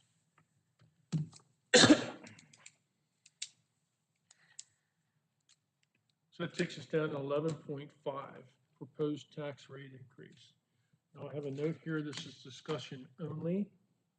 We will be continuing to discuss this and have a special meeting well, that meeting is when? October 22nd at 4 p.m. That's a financial meeting which we're going to discuss solely the proposed tax increase, if and how much. So we have decided that we are going to put blurbs on our website and put it on the board, because the board doesn't want anybody saying, whoa, I didn't hear about it, because it's important that we all discuss what's going on here. So why don't you kick us off, Christie, with the if, ands, or whats? Sure.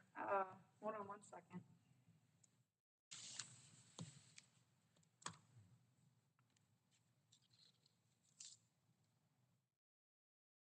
Okay. So what you're looking at here is, oops. Hold on. There it is. It's basically our annual expenses since 2019, and we took out the building project in 23 and in 24 just to show the increases without the building project. To show you that it wasn't because of the building project. This was already increasing. So essentially, why the increase? And there's a lot of reasons to why. The very first one, which I think is super important, is from the last financial review meeting, is it appears the board agrees with staff's recommendation to eliminate the fire hydrant tax, which is currently charged to properties within 780 feet of a fire hydrant. That is a state law requirement that governs the fire hydrant tax. However, last year the township learned that fire hydrants are in fact a benefit to all residents. Fire trucks fill their tankers up at fire hydrants prior to responding to a location outside of 780 feet of a hydrant, and therefore eliminating the fire hydrant tax and increasing the real estate tax will allow for even disbursement among the whole township tax base. In addition to that, though, we have been taking from our cash reserves every year. We are deficient. So basically what that looks like is over 6 years from 2019, our revenue has only increased by 25%, while our expenditures have grew nearly 75%. And I give specifics, like in 2019, our real estate tax was at 669,000. These are approximate numbers, these aren't exact numbers. And then in 2023, to go to the middle of the ground, would be, we brought in 786,000. And then our budget that was approved for 25 was 835,000. And so far, we're on target with that. And then our expenditures, I know I'm saying a lot of information. I don't have a chart for this, but this is information I'm gonna put on the website then too for you to look at. It's gonna be like a fact sheet. But the expenditures is in 2019, 2.82 million. And then in 25 proposed at 4.93 million. And so we did an analysis of our actual numbers from 2019 to 2024, and then we factored in our 2025 approved budget, and then our draft budget for 2026, which is not finalized yet. But what it appears is that the township has been relying on prior fund balances to cover our shortfalls, and that would cause our reserves to continue to shrink. Am I right in making a statement? I have some notes here. The fund balances is basically a savings account that we earn money from what we call a bluebird. If a big warehouse tax transfer comes in, that's extra money that we weren't anticipating on. We put that in our savings account. And we've had years where we build up our account. And previous budgets, whenever we had the books didn't balance, we took it out of our savings account. And my calculation is if the trend continues, our savings are gonna be gone in 2 to 3 years. Is that an accurate statement? That's correct. So in 2025, our operating deficient that was budgeted is 783,000 approximately. And so far, we're at 570, it's closer to 518,000. So we're on track with that deficient, which we knew we were going to do. We planned it. But essentially, what this chalks up to is we have a lot of items that's causing our expenses to increase. And we already did items such as number one, we haven't raised real estate taxes in over 20 years, and that was due to the residential, industrial, and commercial development. And then we already went through our whole entire budget from 23 to 26 now, and tried our best to tighten up the account line items. We significantly decreased major line items. And I even have examples here. We went from capital expense, used to be 1 million, and it was always above 1 million. We have it down to 100,000. Our general government capital purchases used to be 1.3 million and was always up in that range. It is now down to 100,000. And in fact, we actually budgeted $0 for 2025 for that line item. Fire protection did come down. We said that earlier in the meeting. We used to give them 500,000. Now we give 350,000. Highway maintenance category, we went from $2.7 million budget to a $1.5 million budget. Our recreation category, we shrinked. It used to be 135,000 to 25,000, and we did that by merely utilizing the recreation fund. So it's not in our general budget anymore. And then total expenditures have been cut from over 8.5 million to 6.2 million. And that just shows how much we have cut, and we cannot cut anymore. And if we did, we'd have to consider items that no one wants to see happen, such as road maintenance, which could be very costly in the end for more expensive reconstruction, decreasing police service PPUs, which means they would respond to more emergencies than non-emergent situations. Not replacing aging equipment, which could also really mess us up in the end. And anything else that you guys can think of. But otherwise, that's just the short of it. And then, you know, for the proposal, staff originally, when we started looking at all of this, with the direction of maybe gradually increasing taxes, we were thinking of just increasing to 1.15 mils. Right now it's 1.04 mils. That would only leave us with a flush. We wouldn't have any excess. So here's a chart that shows if we raise to 1.15 mils after our fire hydrant bills, we wouldn't have any additional funds for the general budget at all. And then I went up to 2.0 mils, which after the fire hydrant bills, because remember, we want to eliminate the fire hydrant tax, we would actually be seeing an additional 741,000 approximately. This is based off the fact that most residents pay the discounted price when they're paying their taxes. Most people don't pay at face, and it's very rare. It's not many that pay at a penalty. So, And can I add for sure. Perspective, we are currently at 1.04, just to remind everybody. That's correct. We're currently at 1.04.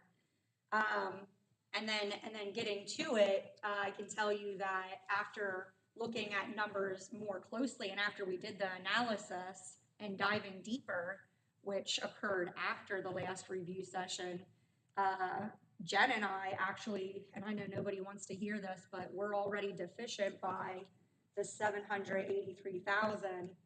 And therefore I would recommend anywhere between 1.7 mils and 2.0 mils in order to bring in and make up for the deficiency. Does our financial accountant in-house have a recommendation? She said 2.0 for the deficiency, and it's only increasing. That's our deficiency for 25. For 26, it's going to go up. All of our bills are rising. All of your bills are rising. Our utility bills are skyrocketing. They want to, I mean, I can only, it's unnerving. I mean, not only that, we have a ton of unfunded state mandates, stormwater, MS4 compliance. We are under a deadline right now to have that completed by 2028. That's not cheap. And we're going to have to, continue to expend money for that. Our public safety costs continue to rise. Our infrastructure maintenance, is going to go up because liquid fuels is decreasing the amount of money that they give us, and that's the money from the state, by 2% each year. So that's going to hit our general budget. And that already took effect. Was that last year or this year? Was the first year that we got 2% decrease? Last year. So we're already seeing that effect. Emergency Management Center and Coordinator, we've done a lot for that, and that's going to get worse with TMI reopening. Thankfully, we do share that cost with the two boroughs, but that's another expenditure that is unfunded state mandate. Do you have any questions for me or anything to add? Gentlemen? No, nothing at this point. No, crank out this information for the October meeting, have some handouts for the people. Okay. I've been around here for a while, and I always thought that we could brag that we didn't raise taxes. We didn't raise taxes. We've done that for 20 years. And I'm here to tell you that was a mistake on my part. We should have been raising taxes minimally throughout the years to keep up with inflation. And we did. We relied on those warehouses paying money. And they don't pay us much. They pay the school district a lot more than what they pay us. But there's still, it's a little savings coming into us. Those days are going to be over. And I'm hoping it's not too late, but we got to wake up. And It's very uncomfortable. I don't want to pay more money. I don't want to pay more school taxes. I don't want to pay more property taxes. I'm like everybody else, but for us to maintain our township the way we do, and we do our staff does a heck of a job, that's for sure. I think it's inevitable we're gonna have to do something. And where that something lies is for us to debate. I mean, numbers are numbers, but,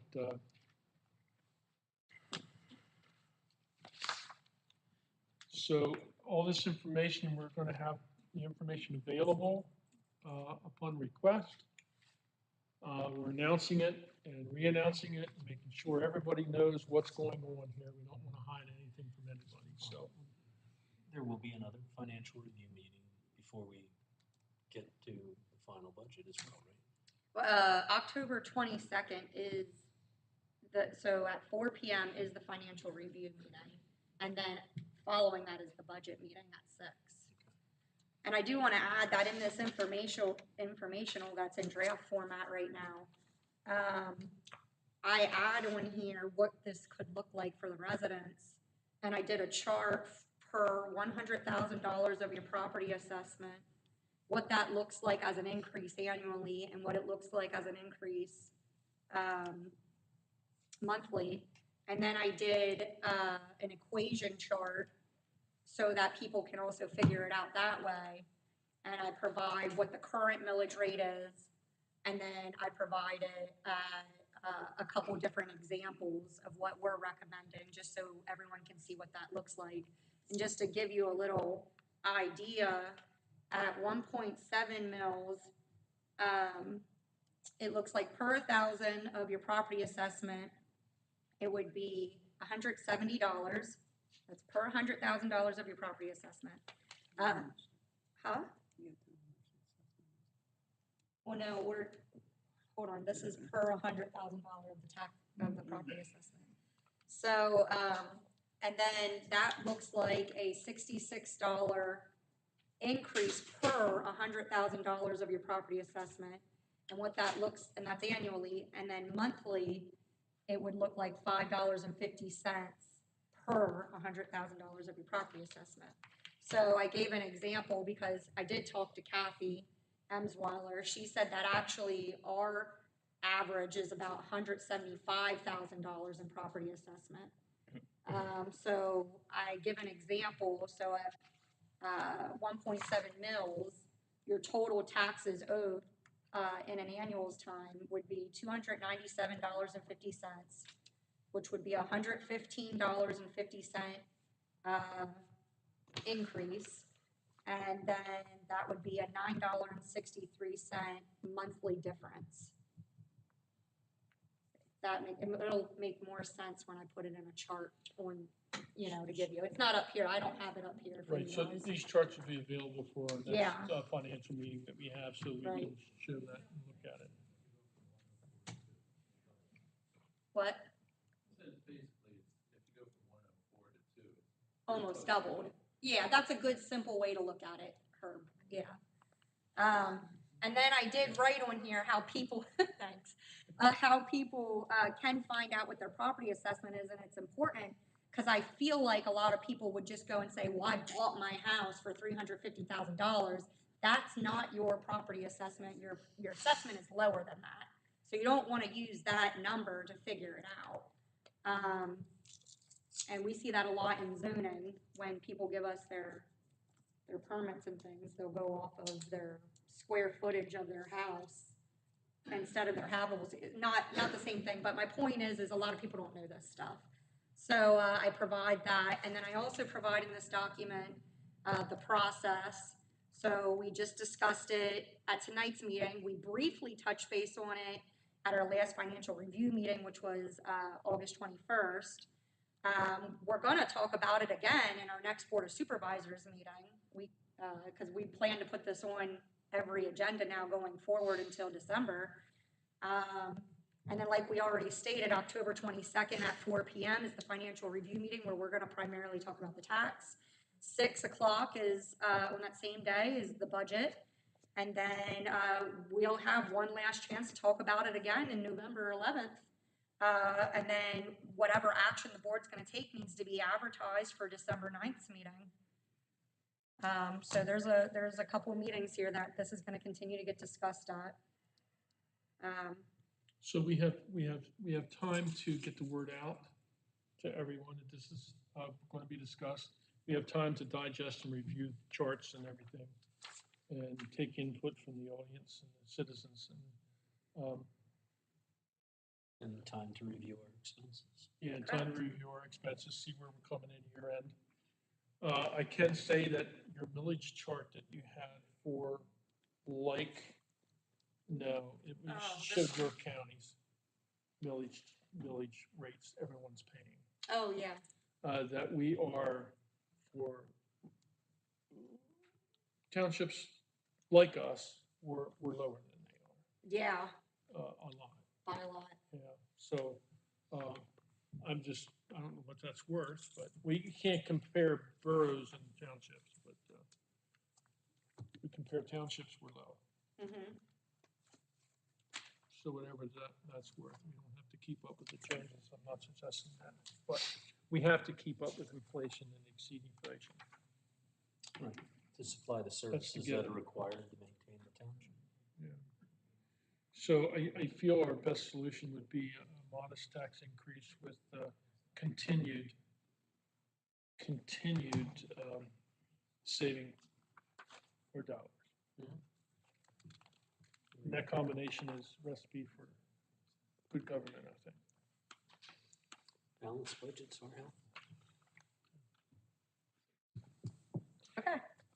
Any comments from anyone at this point? We've just talked about this just here with you guys it sounds like reading between the lines, there's a data center coming sooner or later. And the numbers that I'm hearing are like 700 million kind of dollar investment. Will that make up for, I mean, that would be a big hit for taxes for the township as well. Well, But is it reoccurring though? Are you talking about a one-time shot? I'm saying if they have a $700 million building, the assessment on that building is going to generate a lot of additional tax revenue. Should be the recurring. Not just one time. I guess it depends on how it's assessed. Yeah, that's the So, real. and then that would be up to county. I asked that question before the meeting. I asked Christie, I said, I hear all this, that the townships get a lot of money from these data centers. Why? What is it? Is it the equipment that's inside the building? Well, It's assessed. When we were talking about it at the planning meeting, apparently, and I don't understand this completely, but the machinery and the equipment that's in there is considered a fixture, not a, so it's a part of the building. Okay. Okay. Apparently that dramatically increases the value. So that equates to value, and then your point would be, well, maybe it gets back to what the county would assess it at, and so I don't know if we have a data center in York County. There's discussions of some coming. I don't know if there's an existing one now. Well, I'm not sure of that, but what I can say is that if we increase this tax and years from now, because that's not gonna be something that comes quickly. I mean, it sounds like they're going pretty fast, but we haven't had any developers submit to us, call us, email us, nothing yet. So we're just trying to be prepared because we know what location we have, But if we started to, because of that, was about to generate a significant tax where it's way in excess beyond what we're budgeting for and beyond what we would be saving for, we would then have the ability to decrease the tax too. And we've done that with the fire hydrant tax before. We were generating a lot of money and after we reassessed it, we backed it down. And then as you heard last year, we were like, okay, we can't have it back down anymore. We're gonna raise it again because the bill has increased, So the board always has that option. I think you were about ready to say that. Well, that's what I was gonna say, we can Oh. always lower taxes if the budget really looks good and we have extra income coming in for different reasons. We can always change that. Yeah. Absolutely. Any other comments?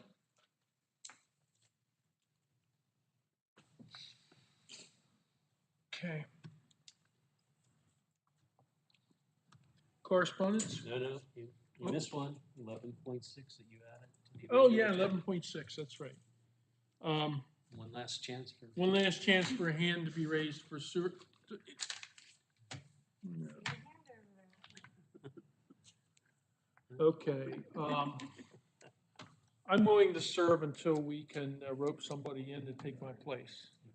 I think it's important Find a that we get suitable somebody in replacement. there. Yeah, suitable replacement.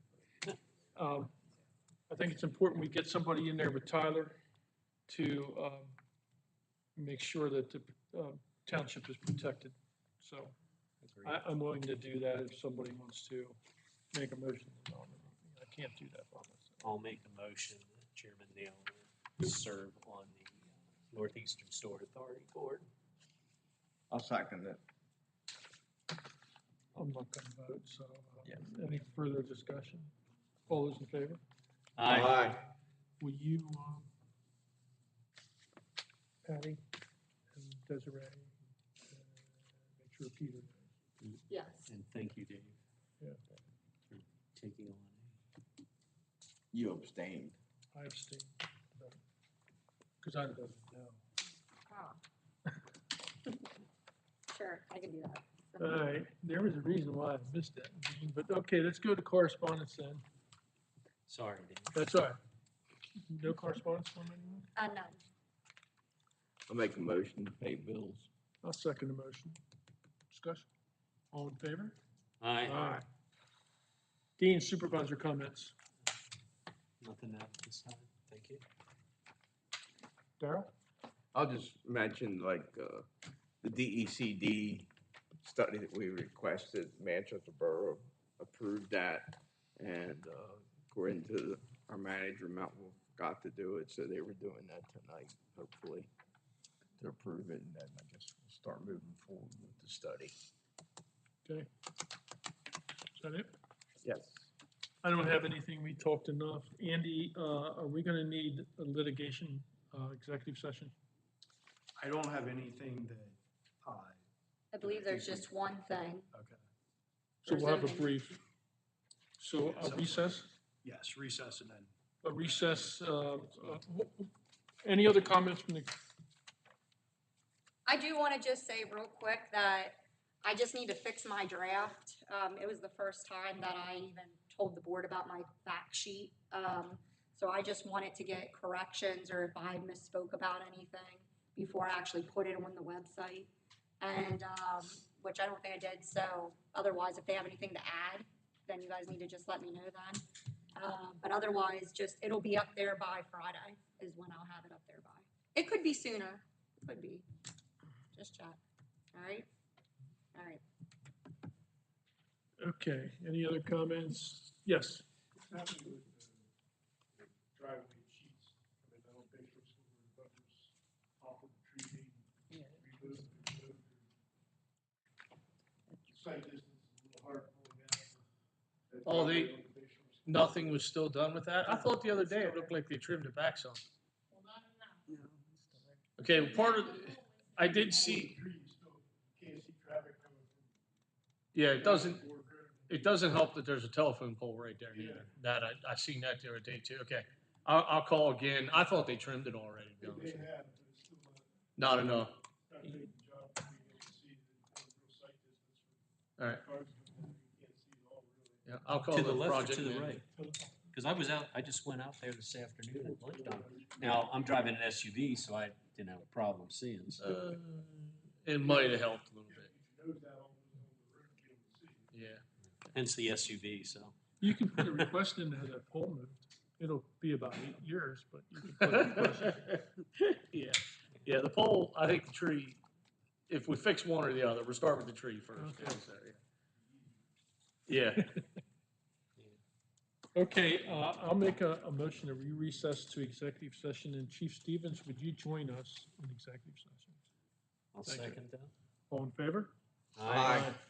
Does, do we need public works and Uh, zoning?